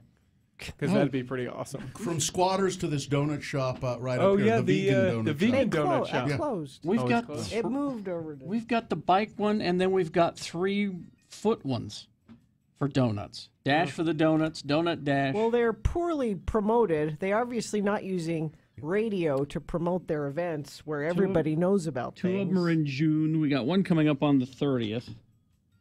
That's a 5K and a 10K. No, see? That's not it. I want 1K, several donut stops. If you could only along hear the yourself, way. could you play this back for her? I'm not the only person that would like this. You're not? I don't think you are either, Gina. It's your... It's the tone. It's the tone of how you say How it. am I supposed to be excited about Well, something? Perhaps you could be a little more soothing about it. What is Perhaps soothing about a lard butt perhaps 1K? No, but perhaps you could be more entreating rather than say, "I want this to happen." Maybe you could say, "Hey, you know what would be a good idea? It would be really cool. We ought to do that. Let's organize this, and we'll do this, and we'll do that." But no, you're over there waving your arms and pounding on something, going, "Why is there not the what?" Okay, we'll send Nick to get some donuts. I'll stand with a box here in front of 50 West, and Nick will stand at the end of the block, and you can, with a glass of wine and a box of donuts, and we'll just let you walk from me to Nick. But there needs to be a chair at the start and a chair at the finish. Okay, we'll set that All up. right. Nobody else is invited. This No, is Gina's just- private. It's My 1K? It's lard butt Barberry's one donut block 1K. walk. 1 block 1K or 1 block donut. I'll make this happen for you. We could also just put a donut on your desk after each show, and you could just walk to your desk. Yeah, we could and film you walking to your Yeah. desk to get your donut. Yeah. I want a donut on my desk every day. We can even put a stand halfway, like by the podcast room. Halfway? We can do to a my halfway desk? donut stand to your desk and a donut at your desk if you want. No, I'm serious. Let's do the Barberry lard butt Barberry donut dash on Broadway. Yeah, we'll just do it on the sidewalk. We Sure. don't need to close No. any streets down. And Dylan, here's what you do is you start the filming from her leaving here, and then you play that Chariots racing of Fire. Family the Guy? racing music. Chariots of Fire. Yeah. As she walks her way toward the, you just follow her, with the Slowly. camera. And then the finish line, and there it is. And there's content. Got it. We'll make this happen Okay. sometime very soon. I'm serious. And and people will be so excited. Thousands of hits on this Thousands of views. I'm telling you Well, right we now. should we should turn this into we should monetize this. We'll Let's get a donut We sponsor. need a sponsor. Yeah, there are lots of great local donut companies. It's the Banbury Cross. Well, let's not just do it for free right now, though. Yeah. No, I'm just if you're a local donut company and would like to sponsor Gina's, what is it? My lard butt lard butt donut dash. Yeah. Walk On Broadway. On Broadway. We'll need to name it better. Extravaganza. Well, the name TBD. The Barberry lard butt donut dash on Broadway. They say the lard butt donut dash is on Broadway. This is a real morning show now, guys. I know, Done right? that twice today. We have a stunt and a parody song. All right. We'll be back in a moment. First, got to tell you about Zero Res. Zero Res spring cleaning summertime now. I guess. Well, no, it's still spring cleaning season, really. If you drop a donut on the carpet Or on a chair, an upholstered chair. like a chocolate one smear that it. stains, Oh, yeah. or And then somebody sits on the chocolate frosting and grinds it in there even Yes. further. Look, you're having your carpets cleaned. Be sure to ask Zero Res about their upholstery cleaning as well. If you So here's what they'll do for you. Visit zerorez.com. That's, the same forward and backwards. ZEROREZ, zerorez.com. And you can go there, or you can call them, 801-288-9376. That's 2880. And they have this deal where they'll do $33 per room, and then they'll add a fourth room free, or they'll clean an upholstered chair for free. Your choice. Mm-hmm. So either an extra room, a fourth room, or an upholstered chair. They'll clean it. So and Zerorez uses this empowered water. It's terrific. I know, Gina, you've had them there dozens of times, and they always do a great job. Yeah, I've had them do tile. I've had them do my upholstery, my carpet. So right now, schedule it. Phone call, 801-2880 or zerorez.com. He's been voted the greatest DJ on the planet, and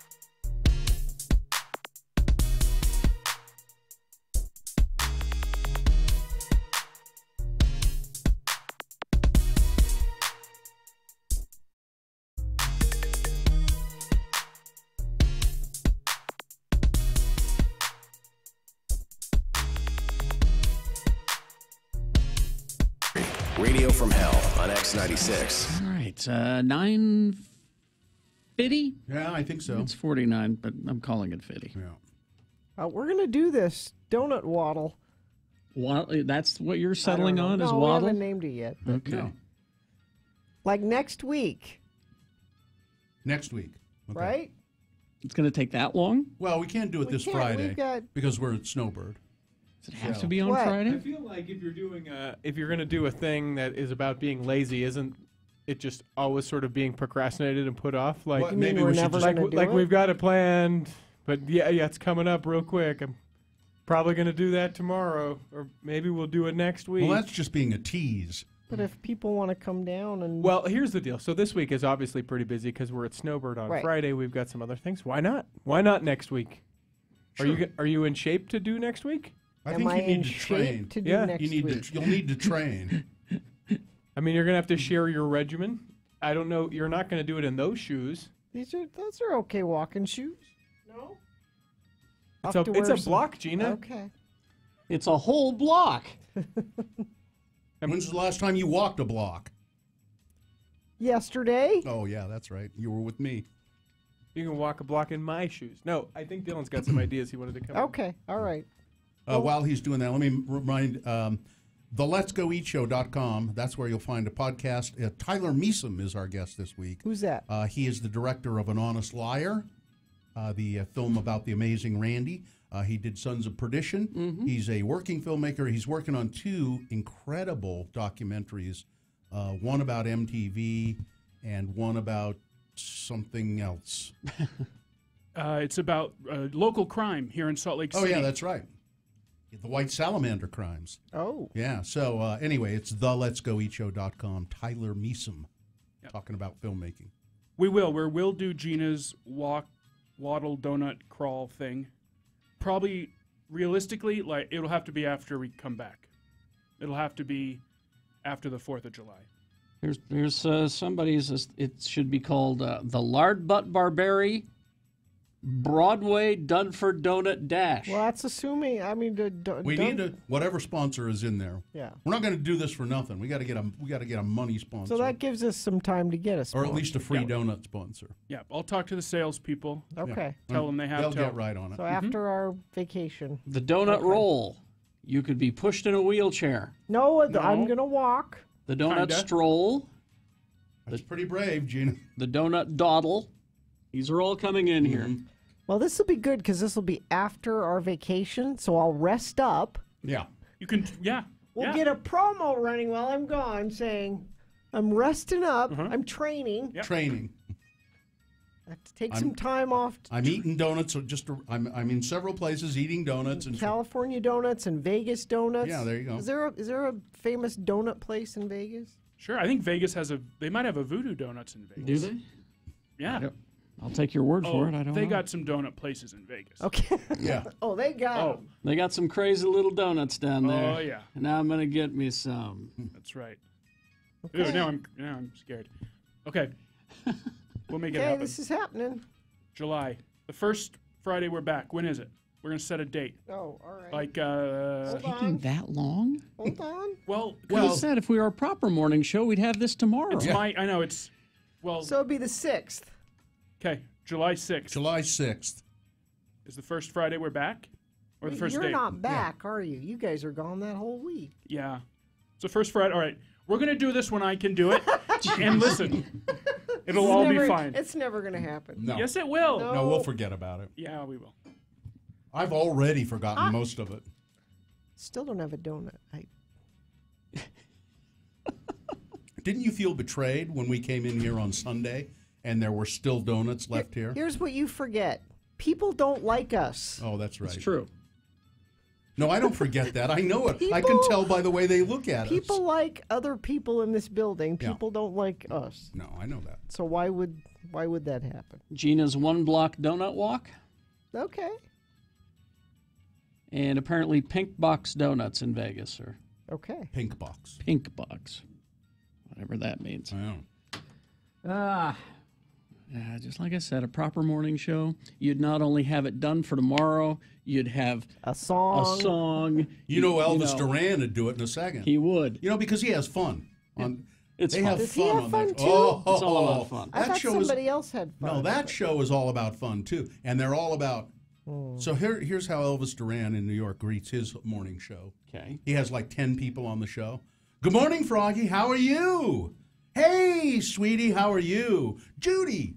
Oh, hey. Good morning, Elvis. They're also relentlessly cheery. I guess they're cheery more than fun. They're cheery morning. Do we need more people on the show? I think we need more people, or perhaps we need other people on the show. We don't need more. Yeah, we need other people on the show. You know, if you'd like, you could just, welcome people and ask them how they are, and I could pretend to be all those. Well, we could do people, that. Yeah, we could. Yeah, yeah. I'll just stand back over here. Hey, Oren. Good morning. Oren, how you doing? I'm terrific. Hey, Jeff. How was your weekend? I'm all right, Bill. It was great. Hey, and Tim. So you look like you got a tan. Yes, it burns. How are you feeling this morning, Sally? I'm all right, Billy. Mr. Lynch, how are you this morning? I'm just fine. Albert is not. You see? We've got a whole morning show there. So you have to be cheery, and then you have to have fun. We have to play some games. And now the Vegas donut argument begins. Uh-oh. No, Ace Donuts is the ones you want. Oh. No, Cocoa Donuts. No, the Crunch Donut Factory. Wow, there's so many donuts. Well, it's Vegas. You know.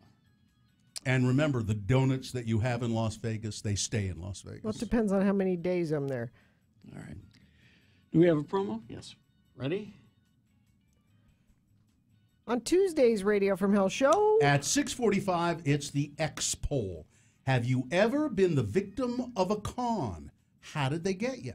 At 8 a.m., Jonathan from the 3-Bit Gamers Show will be here to tell us about the latest in gaming. That and more on Tuesday's Radio from Hell show on X96.